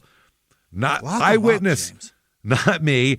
Polygraph test, both passed. They were released. Psychopaths. If they can pass this shit, they are so cold. Number one, the witness said not the guys, so they should have went home then. But whatever, let's make sure. Good disguise. Yeah, he's a lunger. We don't know. Yeah, it's a real good disguise. So it's fucking crazy that happened. June 17th, 1966, the newspaper is hair on fire over this thing. They said, think gunman had planned hold-up try. That's the headline here. Planned it. Rubin Carter, boxer, unidentified friend, held for questioning. 2 persons were slain and 2 critically wounded early this morning in an apparent hold-up attempt at the Lafayette Grill, 428 East 18th Street. Police. That's what I mean. There's no money taken. No evidence of that. It's not like they were fought off. They killed or mortally wounded everybody in there, seriously wounded everybody in there. If they wanted the money, they could have taken it all. It's not failed for shit. There was upwards of $300 in there. So. Exactly. That's a lot of money back then. It's like $3,000 now. That's a lot of money. So they said that they shot everyone in an apparent attempt to leave no witnesses. Police are questioning Rubin Hurricane Carter and an unidentified companion in connection with the shooting. The dead are George Oliver, the bartender, Fred Noyox, as we said, William Marins, and Miss Hazel Tennis are holding on in critical condition. Wow. I mean, I don't even know what the fuck, man. This is interesting. They said... According to police, by the way, back then in 66, they describe her wounds as shots to the stomach, not the vagina, which is more accurate. Smidge lower. According to police, the 2 men walked into the tavern at approximately 2:30 a.m. and opened fire. The detective here, Joseph Rafferty, said the cash register had been rifled. Several bills were found on the tavern floor nearby. Police were alerted to the shootings by the upstairs tenant who lived in the apartment above the joint at 2:34. They left in a white sedan. Minutes after police arrived, neighbors reported seeing 2 well-dressed Negro men fleeing from the tavern and leaving the scene in a white sedan. Carter and his companion were stopped nearby shortly afterwards in a white sedan, according to police. There's no white cars on the road. That's the most common color. There were reportedly no weapons in the car, and they were held for questioning. Oh, what the fuck? No weapons in the car, yeah. Marins was lying on the floor at the rear of the tavern, unconscious, and Ms. Tannis was on the floor midway between him and the bar. Police believe she was seated at the end of the bar and stumbled a few steps before falling. Her purse and sweater were found at the bar. Okay, so according to police, neighbors reported hearing what sounded like 5 shots. They talk about the tavern owner. The bodies of Oliver and Nyox were removed to the Ragucci funeral home. The Ragucci. Bring him to the Ragucci's. Get him out of here. Let's go. He's going to the Ragucci's house over here. In his second-floor apartment on Keene Street, Marin's 76-year-old father spoke shakily of his son's shooting. The police came to tell me sometime early this morning. I just got back a little while ago from the hospital. I saw my son, but he just came from the operating table, and they told me to come back later to let him rest. The doctor told me he was shot in the head and may lose one eye. He was shot right near the eye, according to the elder Marins. Holy shit. There's just me and him here. We live alone. He never married because he was not in good health. He said he used to work at a plastic company in a machine shop. And he said another son, Jules, lives in Fairlawn and has a married daughter, whatever. Okay. The neighbors said that Miss Tanis worked as a waitress, but they didn't know where. She said there's a son of hers in the Navy. Is Rusty still in the Navy? This made me think of that for some reason. So there's an article, police search for guns used in bar slayings. That's important. Yeah, all you've got is two black guys in a white car. That ain't good enough, man. Good enough for a conviction here. Mayor Frank X. Graves, who was on the scene of the shooting shortly after 10 a.m., along with Acting Chief Marinus Ryder and a number of motorcycle policemen. The police were detailed searching the area for guns used in the shooting, and other city employees had began to look in sewer drains and storm drains, too. Okay. Mayor Graves and Ryder were closeted in the bar. Oh, I'm sorry. Guys, blow each other right in the middle of the bar. It's okay now. You can come out. Don't worry. We won't tell your wives. We will not tell either of your wives. Maybe you should someday, but not now. He was closeted in the bar with detectives, incurring the ire of New York press photographers who charged that there was a lack of cooperation from authorities. The photographer said, "I always used to get cooperation from your department. Why are they acting this way today?" He said he wanted to take a picture of the interior of the tavern. Graves said the tavern had been secured to preserve evidence. Graves said that among possibilities being explored by police is the theory that maybe a bottle was thrown at the two gunmen, perhaps provoking the attack. A neighbor pointed out where one of the bullets had smashed through the bar window and embedded itself in the siding of her house across the street. So there's your, my God. There's your missed shot right there. Yeah. Across the street, Danny Casapula. Jesus. Hey, Danny. What an Italian neighborhood. This is a good Italian neighborhood over here. Owner of a service station said Mrs. Tanis' son had picked up his mother's car earlier today. At her Hawthorne address, a neighbor said that he knew very little about Mrs. Tanis, except that she had a son in the Navy, now on leave, and a married daughter. Mrs. Tanis' door was locked, but inside the phone rang incessantly. Yeah, because you keep calling her. Leave her alone. Yeah, no shit. Let her be. Casapula said that Oliver, Jimmy as he was known in the neighborhood, was a very quiet man. Really one of the nicest men you'd want to meet. He was a widower with at least one son who lives in California, I think. His wife was the widower, not him. Yeah. His mother lives in Pennsylvania, and I think his family is wealthy, for he never had to worry about money. This is just gossip from the neighborhood. Yeah, nobody knows anything. Looking at him, I put together that he's probably a widow with a lot of money. He's done all right. He's done all right for himself here. So the Daily News says late yesterday, police were questioning Rubin Carter and a second man about the shootings, which occurred. No charges were placed against either man. Now, minutes after Carter was let go from the police station, after 16 hours of questioning and a negative ID and everything else, the same officers solicited a description of the getaway car from two eyewitnesses outside the bar, Patty Valentine and Alfred Bello. Okay, the next day, the assistant county prosecutor denied that Carter had ever been a suspect. Believing that the matter was settled, Carter left for Argentina to fight his next bout. He's like, you let me go? Okay. The fucking prosecutor said I'm not Yeah, but that's where he's fighting. Yeah. That was his plans, though. Yeah. He's got a job there. It's not like this was booked before. It's not like I'm leaving. Exactly. It's not like he went to the airport sweaty and was like, "One ticket to Argentina, please." Looking behind him over both shoulders, like, "One ticket to Argentina." I guess that sounds far. That's the next one leaving. I'll go. That's it. Yeah. Bello later admitted that he was in the area acting as a lookout while an accomplice, Arthur Bradley, broke into a nearby warehouse. Okay. That's what he was doing outside. That's why he saw this. Right. So he wasn't being innocent, just hanging out with his girlfriend. He's a criminal. He's a fucking criminal. At the time, he claimed to have discovered the bodies when he entered the bar to buy cigarettes. It also transpired that he took the opportunity to empty the cash register and encountered the police as he exited. They caught this guy leaving the fucking crime scene. with money in his hand. He's looking as a lookout. He stumbles onto an already over murder scene, and he's like, well, let's just see if there's anything for me in here. And then, and the police and then he takes catch cash. him walking out, and they're going to believe his story. Wow. Okay. At the trial later on, he'll later testify that he was approaching the Lafayette when two black males, one with a shotgun, the other with a pistol, came around the corner. And I'm sure the police sat him down and said, so you didn't see two black guys coming out with guns? Yeah. I saw two black guys come. Did one have like shotgun and one have a pistol, or do they both have pistols, or what is it? Oh, one had a shotgun, one had a pistol. So they came. Across one's belly button, did it say Everlast? Did you see that at all? No? Fuck. He ran from them, and they got into a white car that was double parked near the Lafayette. Who double parks during a robbery? So those people didn't go in there for just a drink. That was a fucking hit, man. This is you double park when you're getting right back in the car. Yes, exactly. When you run in, run out. Yeah. Valentine lived above the bar and heard the shots. She's the one who reported it. The girlfriend of the guy. They reported seeing a white car with two black guys in it. So, like Bello, she reported seeing two black men leave the bar, get in a white car. They reportedly described it as white with a geometric design, sort of a butterfly type design on the back of the car, and New York State license plates, blue background, and orange lettering.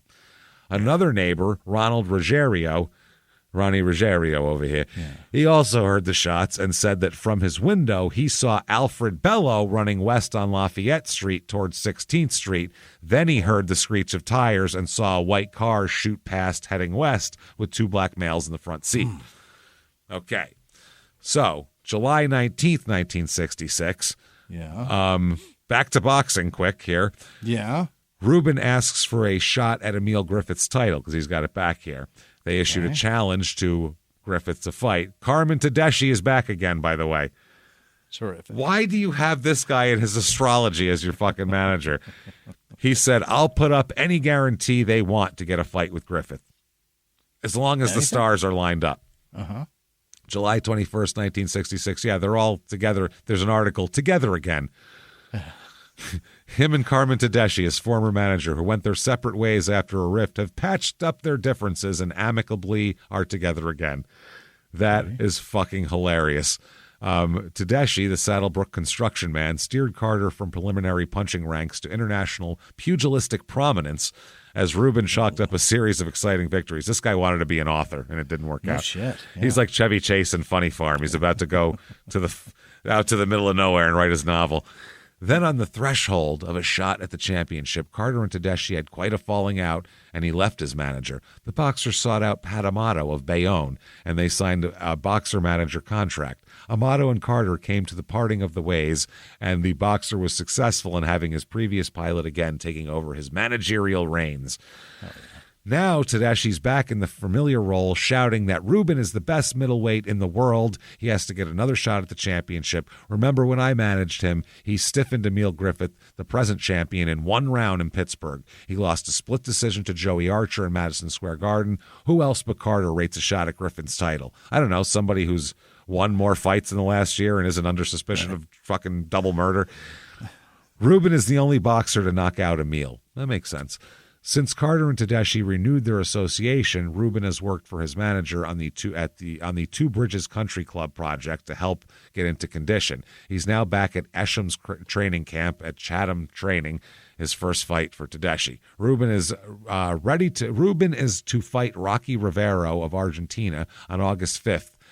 He says Rivero fought Joey Giardello twice and fought Dick Tiger, both former champions, Don Fulmer and others. Okay, so he's ready to go. He said he's willing to give up the contract upon payment of $15,000. He says Rubin is indebted to him. Okay.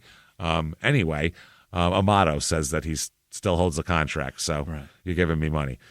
Now, he fights Juan Carlos Rivera. His AKAs are Rocky, as we know, and Puma also he goes by. Why not?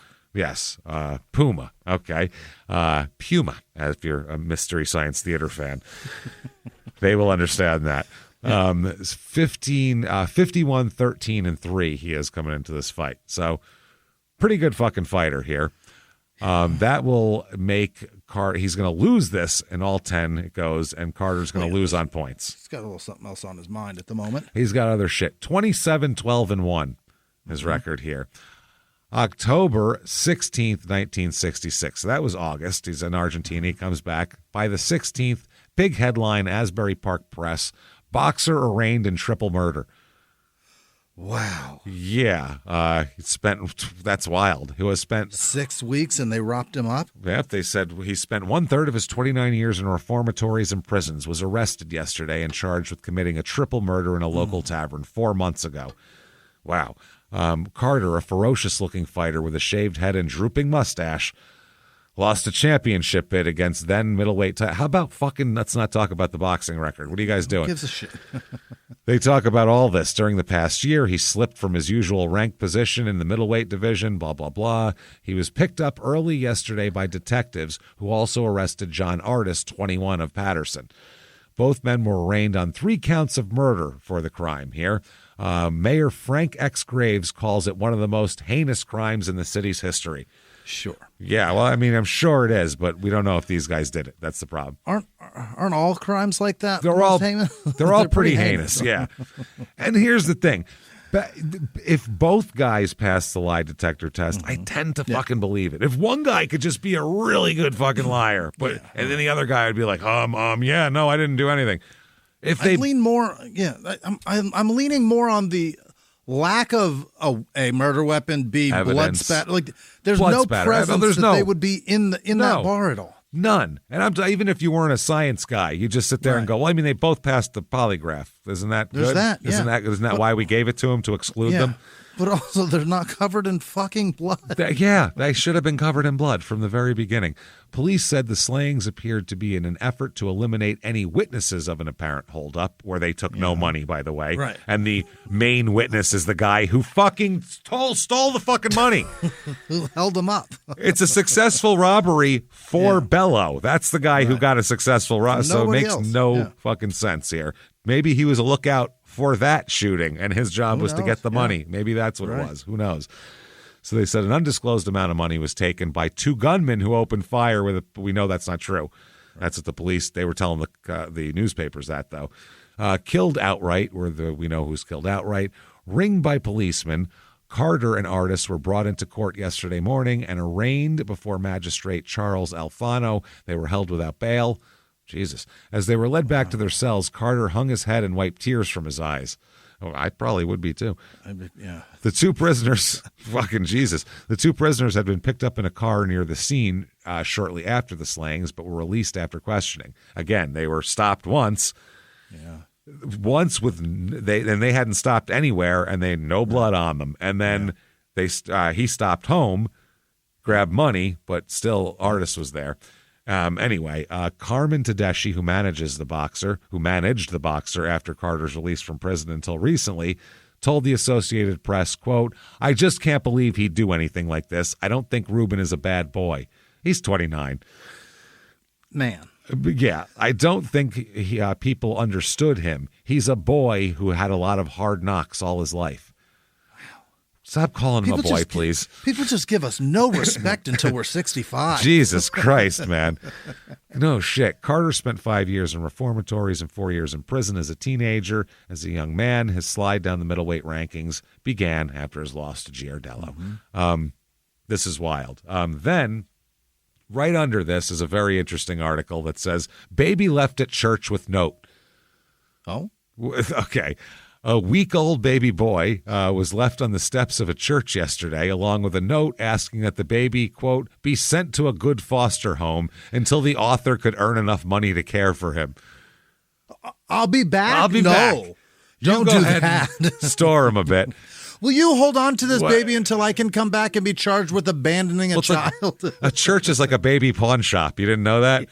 That's what you do. They give you a ticket, and if it's not sold to the highest bidding foster family in a certain amount of time, you can come back and pay for it. So it's very nice. I'm gone to best I can do is an abusive family down the street. We got an abusive family already has 11 kids. That's the best I can do. Oh, shit. Jesus Christ. It's all I got, really. The Reverend Joseph Molnar, minister of the Ascension, not Association, Ascension Lutheran Church, received an anonymous call saying that the child had been left. Molnar called the police that the infant was taken to the Middlesex General Hospital where he was in good health. Okay. Yeah. October 17th, 1966, police report robbery not motive in the slayings. Because you can't say that. You can't go into court with that. You can't go into court and say they took nothing. It was robbery. Robbery is the motive. They took were alive. They literally left cash strewn about. They didn't take anything. Wow. They said Patterson police have ruled out robbery as the motive for the June 17th slaying of 3 in Patterson Saloon. I guess, yeah, you'd have to be an idiot. They said that, but by the way, they called Artis his sparring partner, which is not true. Not true. They said Carter and his sparring partner. No, sparring partner is the guy they dropped off. Yeah. So, no. John Artis, 21. But that's the other thing they don't explain. There was 3 of them. Right, and he's such a child. Why would he bring a dude he barely knows on a fucking robbery? It makes no. That's what a sparring partner would be one thing, but let's take fucking Dancing Boy too. No, right, not Dancing Boy. He's not Robbing Boy. He's Dancing Boy. You don't take him. The pair were isolated and placed in maximum security cells at the Passaic County Jail when arraigned Saturday before a magistrate, Charles J. Alfano. The pair said they were being represented by Raymond A. Brown of Jersey City. Artis was arrested at 9:45 p.m. Friday and Carter at 1:50 a.m. Saturday. So, I don't. Wow. At the time, they said the police said it was 2 young, well-dressed black men who walked into the saloon for no apparent reason and began firing. About 15 minutes after the police were called, Carter and Artis were picked up. They were in a late model white sedan, police said. They were given that description by a neighbor, not really, who heard the shots and saw the pair running from the tavern. Police are reportedly still checking into the possibility of a revenge killing motive, quote unquote.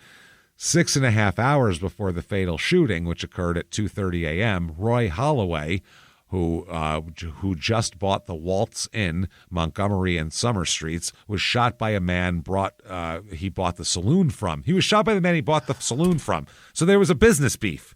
Yeah. Frank Conforti, 48, after an argument. It was said at the time that Holloway was Carter's uncle, but I don't think that's true. It was reportedly denied by Carter, but police have not indicated if there was any truth to this. Well, they already had the sparring partner thing wrong. Now they're saying it's his fucking uncle, and he was so broken up about it that he danced for 6 hours. What are we talking about here? October 20th, 1966. Is an article, Rubin Carter, a regular hurricane. For some reason, Rubin Carter never cared for the name of hurricane. The dictionary definition is a violent storm distinguished by the vehemence of the wind and its sudden changes. A tempest is another one. You need to define. Everybody knows what a fucking hurricane is, man. I think so. Yeah, we don't need to do that. Christ. A violent storm. We know. Or a tempest. Carter's life has been tempestuous, filled with violence, altered by sudden changes, motivated by anger that had to break out from the bounds of his muscled body that contained it. Sometimes it broke like a hurricane. Sometimes it broke loose with fists, sometimes with cobblestones, sometimes with guns, sometimes with knives. He struck back at life with whatever was at hand. He paid for his anger by spending 10 of his 29 years behind lock and key as a juvenile and in adult reformatories. If I didn't go to prison, he once said, I'd be dead. Someone would have killed me or I would have killed somebody the way I was living. Since last Saturday morning, the man who fought and lost to Joey Giardello for the world middleweight title has been held in a cell at maximum security section of the Passaic County Jail, being a suspect of the murder. 4 months have passed since the murders, but 18 years have gone by since Carter, then 11, admittedly stuck a man with a knife. Everywhere but on his feet was the way he described the atrocious assault. Stabbed the shit out of him. When he was released from Jamesburg and subsequently from Annandale, Rubin and a friend went on a 2-man crime rampage. He said, quote, my partner and me, a fellow I knew at Jamesburg, we used to get up and put our guns in our pockets like you put your wallet in your pocket. Then we go out in the streets and start fighting. Anybody, everybody. We used to shoot at folks. Shoot at folks, they asked him. Just what I said, he repeated. Shoot at people. Sometimes just to shoot at them. Sometimes to hit them. Sometimes to kill them. My family was saying I'm still a bum. If I got the name, I play the game. Once I asked Carter why he would tell such things. He was just coming up as a fighter who was to KO Florentino Fernandez in 69 seconds and subsequently put away the welterweight champion in 2 minutes. That's what you want to hear, isn't it? He said. Yeah, because this was his story. Like, oh, you did terrible things, but now you're doing great things, right? You know, Hard scrabble. Yeah. Rags to riches. Shit like that. That's why you're talking to me, motherfucker, isn't it? Right. You know, someone somewhere somehow should have been able to peer into the eye of this human hurricane and discover what produced such fury. There was the release in the ring, but from the time he lost to Giardello, it's all been down. And his last fight, Carter was beaten by Juan Carlos Rivero in a 10-rounder in Rosario City, Argentina. God, that's hard to say. He was he who knows why will always master he who knows how, Carter once said. He who knows why will master he who knows how. Sounds like some Confucius shit. What are you, Bruce Lee? Yeah. Water? Be the water? What are you talking about? I feel like it is. He's doing some old school shit here. Carter once said maybe he searched for the why in those melancholy moments when his mood seized him, but not even music could still the anger and the rebellion in him for so much of his violent life. He said, I'm a nonconformist, he once said. Nobody's going to use me or abuse me. I don't enjoy hitting people, not unless you're mean to me. Then I enjoy it. I don't enjoy. That's a song right there. That is a song. It sounds like a song. Use me and abuse me. Use me, abuse me. I don't enjoy fighting fair either. If I get angry enough, I'm not going to fight you and then shake hands. You're going to kill me or I'm going to kill you. So basically they went back over every interview he's ever given, and any time he said killing or anything, they plucked that out to put it in here to make it sound like he's just bloodthirsty. Wow. The words are fierce. His appearance is fierce, with a bristling Mongol-type mustache, shaved head, and a baleful look. The defiance is fierce in his private war against society. And think about when this is. This is when Muhammad Ali is not allowed to fucking box because of the... Right. There's a lot of... Half the country hates fucking Martin Luther King and stuff like that. So this is not a time that a lot of people want to hear about. If they hear about a young black guy's war against society, it's not good also, back then. Mongolians, nobody looks at them and thinks of them as justified for any of their behavior. That's a very calculated description of his mustache, of like, this is a bad guy. Yep, Mongol, coming to pillage and rape. That's what that is. Yeah, he's stealing and murdering. But after he was married and became the father of a child, he said, being married slowed me down. It made me thoroughly aware of my responsibilities. That'll do it. Yesterday, I talked to the warden at the Passaic County Jail, where Carter is being held with another inmate in a double-decked bunked cell that he appears until he appears before the municipal court for a preliminary hearing on October 25th. The warden said he was calm and composed. It will be up to the grand jury to decide if Rubin is to be indicted. He was first picked up and questioned by police shortly after, then released, and he says he's not guilty. But as I think of the tragedy of 3 people dead and all the trials in the life of this man who disliked the name of Hurricane, I think, too, how different his life could have been. He's the son of a religious man and the nephew of a minister. He's the only one of 4 children of his family ever in trouble. Most of what he knows that didn't come off the streets, he taught himself from books he read in prison. Okay. He's quick of tongue, fast of wit, just as he is swift to anger. Once he said to me, I was contumacious, as he explained why, which is C-O-N-T, which sounds like he's calling you a cunt. Contumacious sounds like a made-up word that you made for someone who's a cunt. As he explained why he was kept in reformatory as long as he was. He used the word properly, and he used it like a comic, pausing for the look of surprise that he knew had to come. A slight smile played involuntarily across his face. He enjoyed this joke, but cynically he didn't want to show it. Life has been a cruel joke to Rubin Carter, no matter what comes from this point. Wow. And then under that it says, a Boeing 707 jetliner being refueled here burst into flames Wednesday. There were no passengers aboard and no injuries, but the airline belonging to Condor Airlines was badly damaged. Burst into flames in Frankfurt, Germany. My God. October 25th, 1966. He's getting his court hearing here. Rubin Hurricane Carter and a truck driver will be, at least they're not calling him a sparring partner. A truck driver. the truck driver, will be given preliminary hearings today on charges of shooting 3 people to death in an apparent holdup attempt. He's going to have it. They've been held without bail. Holy shit. So they put together his quotes so much of the anything with, kill or it's murderous, death or murder. Yeah. It's all, I knew it. And as a boxer, that's the worst because they say things that are, I'm going to kill him. Mike Tyson said, I'm going to eat your children. Yeah. Suppose there was dead children with teeth marks in it. They would be like, I must have been Mike. Yeah. It had to have been Mike. Who else could have done this? He threatened rape so many times. He was screwed if anybody ever accused him. And it happened. And he did it. And he did. And Rubin Carter then is indicted for murder. Him and Artis are both indicted, which is, not unexpected. Yeah. I mean, it seems like they've got it out for him in the first place, but they have the old saying that you could indict a ham sandwich. A prosecutor can get a ham sandwich indicted. Anything looks good to them. He enters his plea of not guilty here. Wow. Valentine from the woman from the apartment above and the actual robber's fucking girlfriend. Yeah, right. I want to know exactly what the fuck she's talking about. Lit up like butterflies. What the fuck does that mean, Valentine? I don't know the logo or the lights. If it had like one of those like. Did they have long ones that went up?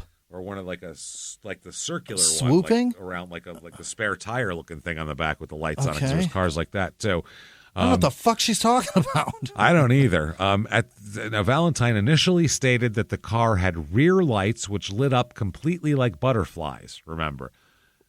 Later on, though, after she testifies at this trial and everything, she changes this to an accurate description of Carter's car. Oh. Which had conventional taillights with aluminum decoration in a butterfly shape. So at first she said the lights all lit up like butterflies.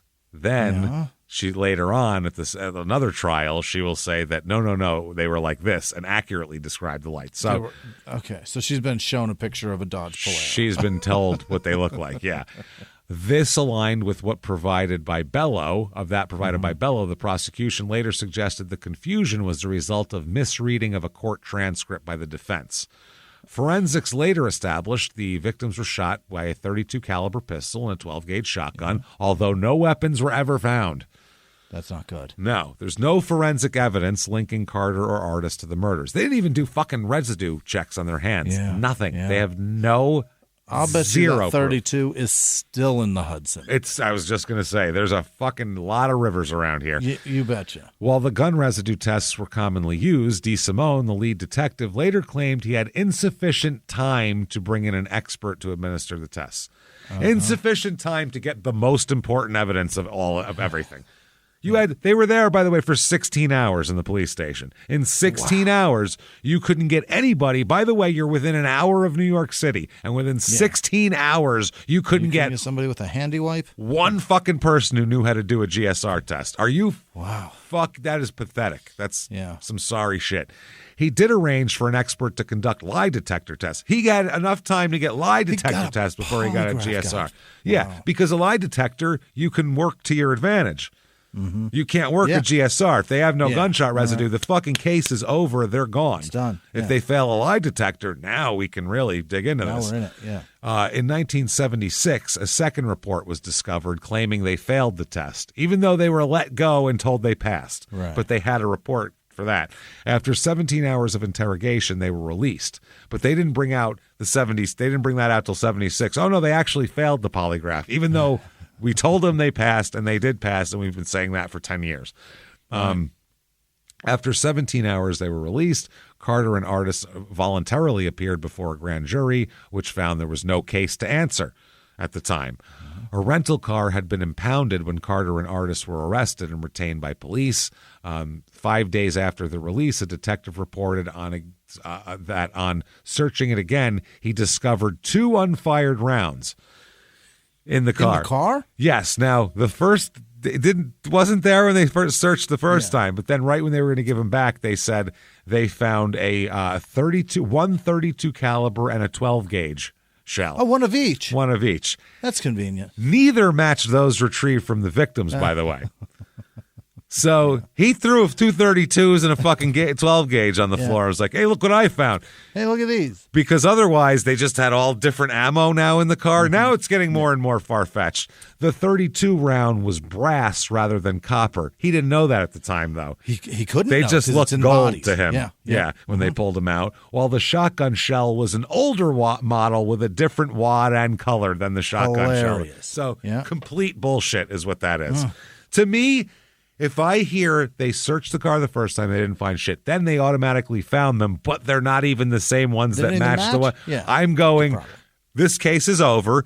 You Yeah. people are tampering with evidence, and Yeah. this is Yeah. this is all imaginary at this point. If I'm a judge, It's I'm all, throwing all it's this all out. flawed. If I present this in court, it's all shadow of doubt like a motherfucker. It's over, man. Wild. Asked to account for these differences at trial, the prosecution produced a second report allegedly lodged 75 minutes after the murder, which recorded the 2 rounds, even though, no, not true.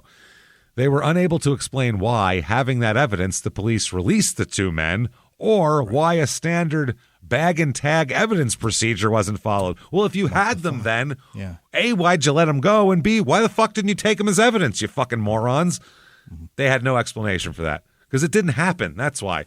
They literally fabricated reports after the fact. It's insanity. Yeah. They also argued that since the expended rounds retrieved at the scene were also a mixture, the fact that the 2 rounds did not match were meaningless. What did match is that what did matter was that they were the same caliber. That's what mattered. No. That's the least thing that fucking matters. I got a bunch of 12 gauge. Did I do it? That's what I mean. I may have done it. I'm sure there's a cop walking around with a fucking 32 out there. Is it his fault? Like, that's why you compare ammo. It's insanity. So the defense basically focused on inconsistencies in the evidence given by eyewitnesses, Marins and Bello. The one who has a lot of reason to lie because he's a criminal who literally stole from a fucking murder scene. That's crazy. Imagine walking in, seeing 3 dead people, 2 others gurgling, struggling for their lives, and you go, ooh, cash in the register, and then walk out. Hold on, guys. I'm going to give you help. Imagine what kind of a person does that. After I get this. No. You'd be so if you're not overwhelmed by the death, you're a fucked up person to begin with. But if you go, and I get the money, you're a really fucked up person. If your first initial thought is, oh my God, they're going to think I did this. If it's not that, there's something wrong with you. Yes, that's exactly. The cops caught the guy walking out with the cash register money in his hand, and they go, who'd you see shoot these guys? Black guys? 2 of them? I don't know. Wow. So the defense, Raymond A. Brown, focused on inconsistencies in the evidence given by the eyewitnesses, and also he produced witnesses. Oh my God, Jesus Christ. Add up all the inconsistencies we've just given you. And that's just the most basic sweeping ones. There's tons of little ones that we don't have time to get into here. They also produced alibi witnesses, several who said that Carter and Artis were still at the night spot at the time of the shootings. They didn't even leave the club yet. Couldn't have been them. Didn't even leave the club yet. Nothing. Couldn't have been them. Holy shit. So they find, obviously, the jury finds them both guilty of murder. Wow. I have no fucking idea how that's not a reasonable doubt. So that's insane. So then sentencing comes around. The judge called the killings a cold-blooded massacre when he does it. They said Carter had his head drooped and sat there. They say, you, sir, may fuck off. 3 consecutive life sentences for Carter. Wow. 2 for Artis, 3 for Carter. My. Wow, that is fucking remarkable. They said the judge imposed a 3rd life sentence on Carter to run concurrently. Oh, the 3rd runs 2 consecutive and then a concurrent. So that one doesn't I'm going to give you a break on this 3rd. Yeah, I'll hook you up here. That is fucking amazing. Artis, brought to the courtroom with Carter today under heavy guard, received 3 concurrent life sentences. So he didn't get consecutives. He got concurrents. He'll be eligible for parole. By the way, a concurrent life sentences gets you parole in 14 years. Wow. Both men are to be transferred to the Trenton State Prison to begin serving their terms.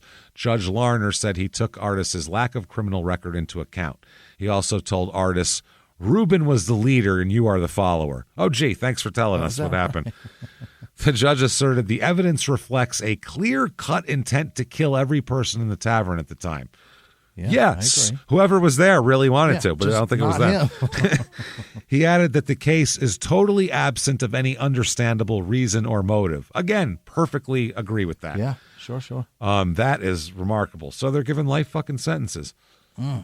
That is, I don't even know what to say about that. That's fucking bonkers. And then it automatically goes for a New Jersey Supreme Court appeal.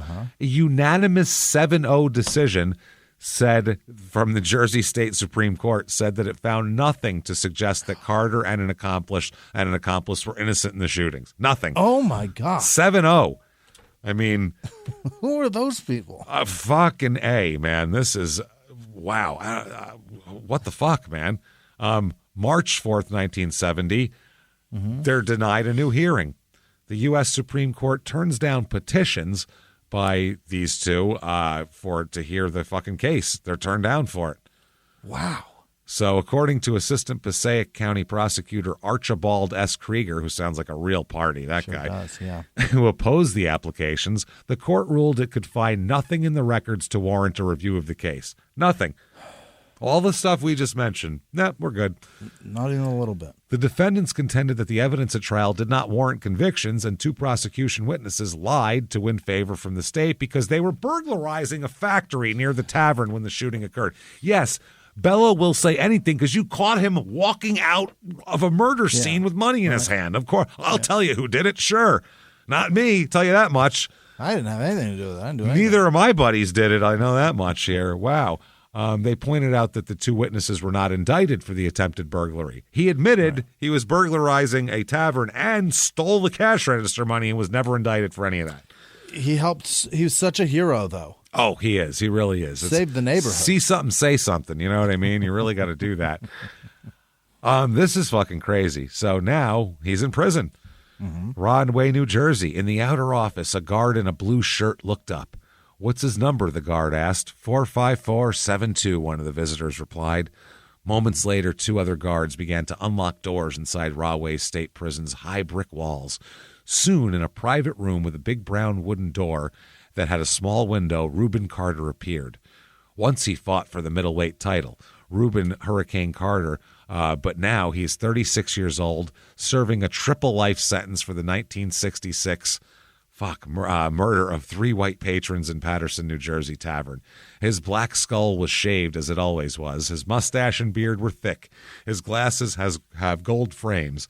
Other prisoners wore gray or blue, but he resembled a hospital intern with a high-collared white jacket and white pants over polished brown boots. "I don't wear what the other guys wear," he explained. "It's the only way I can keep my individuality here." In his cell, he studies law books and types his autobiography, The 16th Round, which 15 rounds in a title fight. That's a good one. He's fighting a much longer fight. It's a real fucking long fight. I'm going to do this. Let's give him an in their own words on this. I feel like here. I feel like it's only fair with what's going to happen to him here. In their own words, quote, "I didn't commit the crime, but the jury decided that I'd done it. So my innocence or guilt is not even relevant anymore. The fact is now, did I receive a fair trial with all my constitutional rights protected? My whole time here is spent looking in law books, trying to get out of here. The only way for me is through the law, unless I escape, which isn't feasible right now." That's crazy. Yeah, stuck. Wow. That's fucking bonkers. He has nothing he can do. He's just stranded. Nothing. Can't punch his way out of this one. Unbelievable. So they said he laughed, his gold teeth flashing. He appeared more determined than angry about his appeal that will be filed in federal court. "I was cleared by a man wounded by the killer. I was cleared by a man wounded by the killer." The guy said it wasn't him. Yeah. "I passed a lie detector test that I took voluntarily. The description of the killers fit neither me nor John Artis, convicted with me. And there's a lot more, but to know that you don't belong here, it's a mind-bending thing, man. I'm no goody-goody guy. I've been in these places before, but I'm man enough to realize that if I indeed committed this crime, I'm man enough to take my weight." Attaboy. "Yeah, but because I know I was put here falsely, this is blowing my mind. I think about it not every second, man, but every half second. I have nothing in common here with nobody. The inmates today just aren't my type of people. That's the best line ever. The inmates today, kids today, just not my kind of people. People I grew up committing crimes with, just a much better class of people. They're not worrying about going home. They just want to go to television to go play handball. I ain't got no time for this. I read the law in my house, and that's my cell. I don't go nowhere. I just read the law in my house. Suddenly the door opened. What's your number? 45472, he said quietly. He has been a number before at the Jamestown Reformatory and later at Annandale and Trenton. All my life, he continued, I had the stigma of being a white people hater and a cop hater. But it boils down to the only friends I've got are white, and the only friends I've ever had on the street were white and cops. How about that? His fucking other manager was a goddamn prison warden. I mean, right. So it doesn't. Interesting. Yeah, he said, but because of that old reputation, people said maybe Rubin did get a shafting. But knowing Rubin, it's possible he did it. Like a shafting, which is like maybe he didn't do it, but maybe he did. Well, maybe isn't enough. This is consecutive life terms here. And if he didn't, then let's keep him there. But you know what I mean? Like, let's figure that out for sure. Yeah, that's totally. They said now if I'd be accused of killing one person, people would have said no, that wouldn't be Rubin. Or if I'd been accused of going in here to rob somebody, they would have said that's not Rubin because Rubin has never really been a thief. Well, I mean, when he was a kid, he was. But when I was accused of going in there to shoot 4 white people, they said, that sounds like Rubin because Rubin might do that. Wow. Now they say, all right, Rubin got shafted, but they feel Rubin is a revengeful man. So they say, well, look, this is him talking in the third person, by the way. This isn't a description. They say, well, look, let's just keep him. Let him stay there. Maybe he didn't do it, but he's in jail now. He can't bother nobody. If we try to get him out of jail, whatever we do will fall back on our names. It's like going to the zoo and seeing the lion. You'd like to stick your fingers in the cage, but as long as the bars are there, you're all right. He said, this is the type of mentality I'm dealing with in here, where I can't get nobody to help me, where they feel it's safer to keep me here. And he's got a wife named Thelma, and his 10-year-old daughter visit him regularly. Yeah. He said, they come as often as they can. We have contact visits here, no screens, so I can touch them. I can hold them. But when I left home, my daughter was 3 years old. 10 now. Oh, Jesus. Yeah. But she remembered her daddy because she knows her daddy loved her and she loved her daddy. But when she started getting up in age, like last year, one time she started crying, I said, what are you crying for? But she was just getting old enough to realize where I was at, that I couldn't come home, and that hurt me. I mean, that tore me up. Somebody could have knocked me down and said, and it wouldn't have compared to what that had done to me. I sit here and look at these bars holding me in here. Not only are they killing me, they're hurting my family. And then they say when his wife and daughter visit him on Sunday, they won't be able to bring any Christmas presents as it goes. Yeah. He said, they bring food packages and I can eat them, but what are you going to do with a present? He said, I don't allow anybody else to come because I don't need to talk. If you want to do something, come and help me. Try to get me out of here. He's like, fuck talking to me. Yeah. He Call said, a lawyer. Yeah, Call I don't a need good you. one. Yeah, the time you're going to spend driving here and waiting, fucking do that shit, something else. He'll spend Christmas reading law books in his cell. He says to me, Christmas is just another day. Yeah. And his book does come out in 1974. He followed through the 16th round from number 1 contender to number 5 or 45472. So that's not a bad. That's a good great one. Title. That's a great fucking title, and it's still available on Amazon. You can get it paperback. There, I guess there was a reissue in 2011. It's got 4.8 stars out of 1,038 ratings on Amazon. Yeah. Well, I mean, the movie really made that book huge. It helped him. Yeah, it definitely helped him. So I think we're going to stop there for right now. Wow. It's a good place to stop. He's in prison. We have all the facts. It's pretty ridiculous. And it's 1974, and we'll get back into it. And, We're gonna do him dirty and leave him in prison. We're going to do him dirty and leave him in prison going, somebody help me. Don't come visit me. Fucking fix that shit. Yeah, we can, because there's a lot more to go. So we got plenty to do. Yeah, well, there's a retrial, and that doesn't work out. And then a movie from Denzel. And then a movie and a Bob Dylan song and everything else. So we are there. So yes, thank you so much. I hope you are enjoying the story. Yeah. I'm really really enjoying the story. I'm super fucking interested in this, and the movie was long too, but it's because the story is.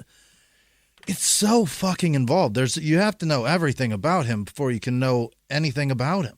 Yes, you can't just say boxer that went to jail for murder and then got out or whatever. You know what I mean? You have to know his backstory. You have to know the boxing too. You have to know that year he got hit in the head a shitload. You have to know.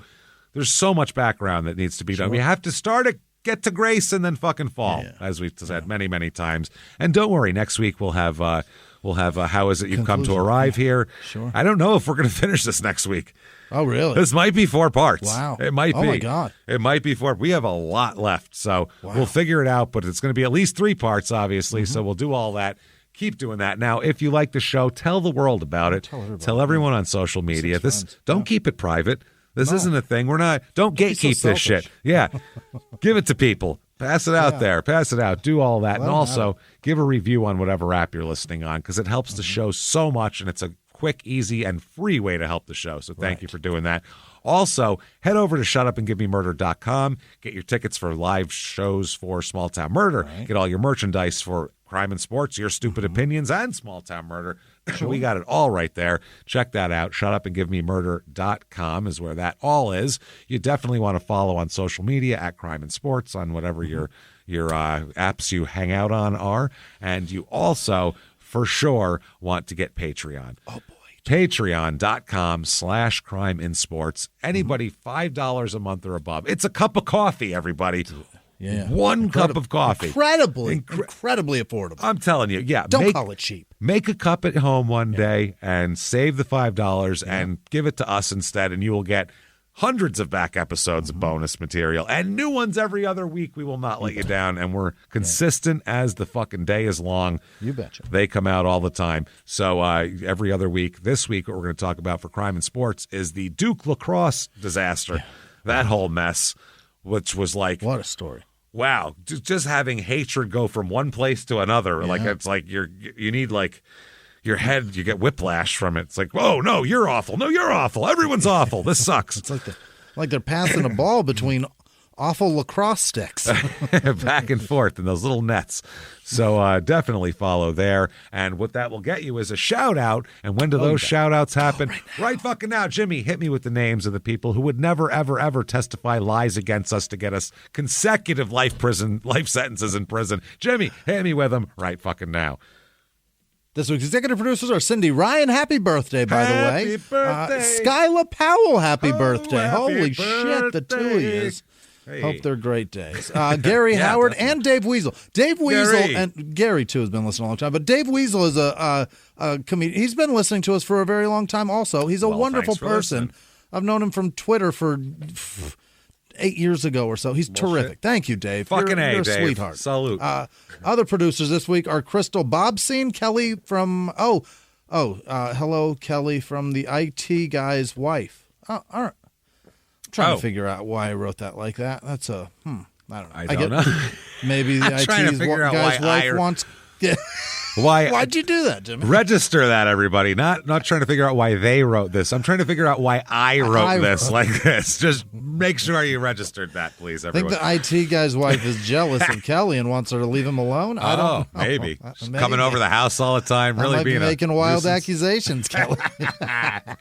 Work for Rubin Other Carter. producers continuing are Janice Hill, Scarlet Horbeast III, Paula T, Sarah. Oh, it's Keen. Jacqueline Rose.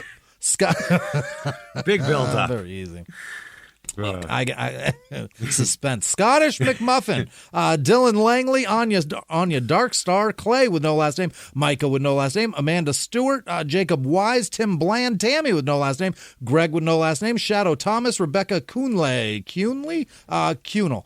Anna Walter Rink, holy shit, Melissa Fees, Mackenzie Malloy, Brittany Messer, Derek Lemons, almost called him Lemons, Jess Dixon, Maria Cece, Sarah Irvin, William Kammer, I think, Joseph G, Heather B, Soul, like the sun. James. Heather B, Spanish the rapper. Soul, SOL. Yeah, Heather B, the rapper. From the Real World first season. I don't think that. Maybe from the Boogie Down Productions crew. I hope not. BDP in the fucking house. Adriana Justice, Craig G, Jen Thomas, Frankie G, Samantha Danino, Frank Grill, Ashley Rose, Jennifer Loya, Brian Cush, Flower Child. Oh, BMX. Well, good flower there. Big smoker, big bike rider. That's Brian. I like it. I know a lot of things about Brian right now. Good dude, yeah. He's doing good Courtney stuff out Latham, the Hey Elliott podcast, Matt with no last name, Eric Sawtell, Lisa Hambley, Annalie Olson, Roxanne Hines, Deanna with no last name, MLT, Chrissy with no last name, Colt Cochran, the Mexicution. What? Is he Mexican and kills, or does he kill Mexicans? Evidently. That is a fantastic name. That's hilarious. Nate Sheehan, Gary Jenkins, Jesse Wright, Sarah Cunningham, Julie D, Brent Howard, Kathy Gonsar, Derek Long, Sherry Green, Amy Brooks, Yesenia Marie, Dump Truck. All right, that's very nice. Sylvan, somebody with a giant round ass. Sylvan Diebel, I think. Megan Murphy, just Meg Murphy. Christy Busby. Oh, that just reminded me of Busby from Australia. I missed Mark. that guy. Holy Mark shit. Sherry Stanton, sorry, not to distract from you, Christy. Not You're to wonderful. take anything away from you. You're the real hero this week. Mark Busby Christy didn't do shit for us Remember this Mark week. Busby? What a guy. He did nothing for us this week. You did. Jesse Rimland, that's a great land. Megan with no last name. Cindy with no last name. Lindsay Hood, Ginger Gal, Alexandria Weltalka, Candace Pashal, Raina M, Raina maybe, Tiffany Herbert, Nebby Nose, Randy with no last name, Laurel Mannion, Nate Brooks, Scott Fineout, Emma Downing, Clover with no last name, Elf with no last name, Jason Hart, Michelle Carmen, John Solomon, Loyal Turkey, Peter Newell, Angela Jones, motherfucker Jones, all right. Motherfucker.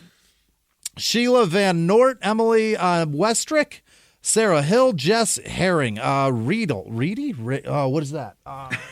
What is that? It is. Why did I write right. this? How did I write this? Who would do that? Mark with no last name. Soraya Henry, Catherine Laino, David Holloway, Angel Giovanni, Andy Gilbert, Mike Davis, Courtney Harris, Victoria Barra Fernandez, Courtney Vasquez, RJ Callens Jr., Dustin Brown, Hip Young Tommy Guns. Hip Young Tommy Guns. He may be a boxer. We don't know. Maybe. Brian Dubeck, probably not. Katie, Carly Markert. Hey.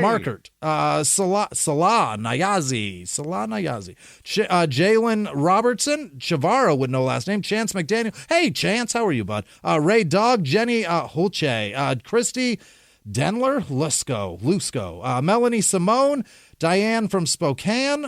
Carrie Turner. Kinda rhymes. Oh, that rhymes. It does. I like that. Kind of rhymes. That's very cool. Yeah, move to a city that rhymes with your name. Wisman from where the fuck I'm is Jimmy that? from Kissimmee. Nice to meet you. There That's what you gotta be. Much better. Yeah, it's gotta be the first name, I guess, right? Yeah, it has to be. Where the fuck am I? Carrie Turner, Haley Fisher, Susan Rabout, Melanie DeSantos, Alex Richmond, Tara Rodriguez, Joe Fenton, Billy Colley, Matt and Jesse Schlichten. Yep. Cakes with no last name. Lindsay Langley, Brother Bear, Jackie Ferran, D. Goobleman, Woody Woodman Z. What is that? That's a road Woodman somewhere, Z.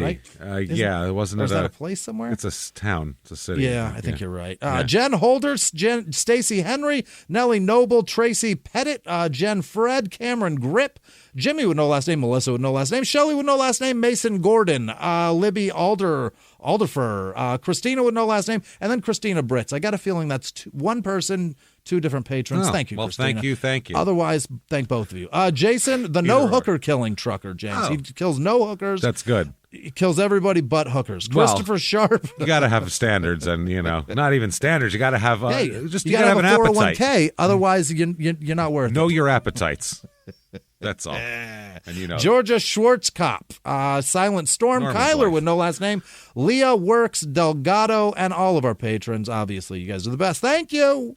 Thank you so much, everybody. You wonderful, wonderful bastards. ridiculous. We appreciate everything you do for us, and we're going to keep working our fucking balls off to bring you the best possible shit we can, and hopefully you'll enjoy it. We can't make that happen. We can put it out, but you have to enjoy it. So hopefully you do. Hopefully you're enjoying all the other content. Listen to the other shows, Your Stupid Opinion, Small Town Murder. Enjoy Patreon. Keep hanging out with us. We'll be back with Rubin Carter, Part 3, next week, live from the Crime and Sports Studios. We will see you next week. Bye.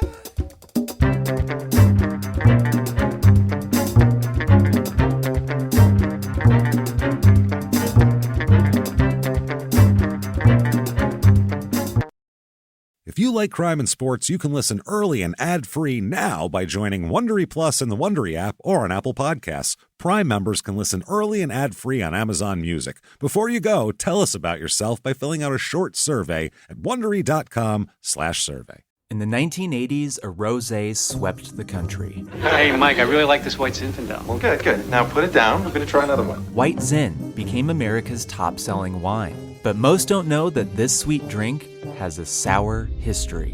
What began in 1986 with counterfeit bottles, A big fraud, a multi-million-dollar fraud, sent investigators chasing one of the most powerful families in the business, the Licciardis. But the closer the feds got to them, the more dangerous things became. It's a story of deceit. At the time, I was paranoid. Threats. You touch my kids, I will kill you. And murder. with a .22 caliber bullet to the head. What started with a scheme to mislabel wine spilled into a blood-soaked battle for succession.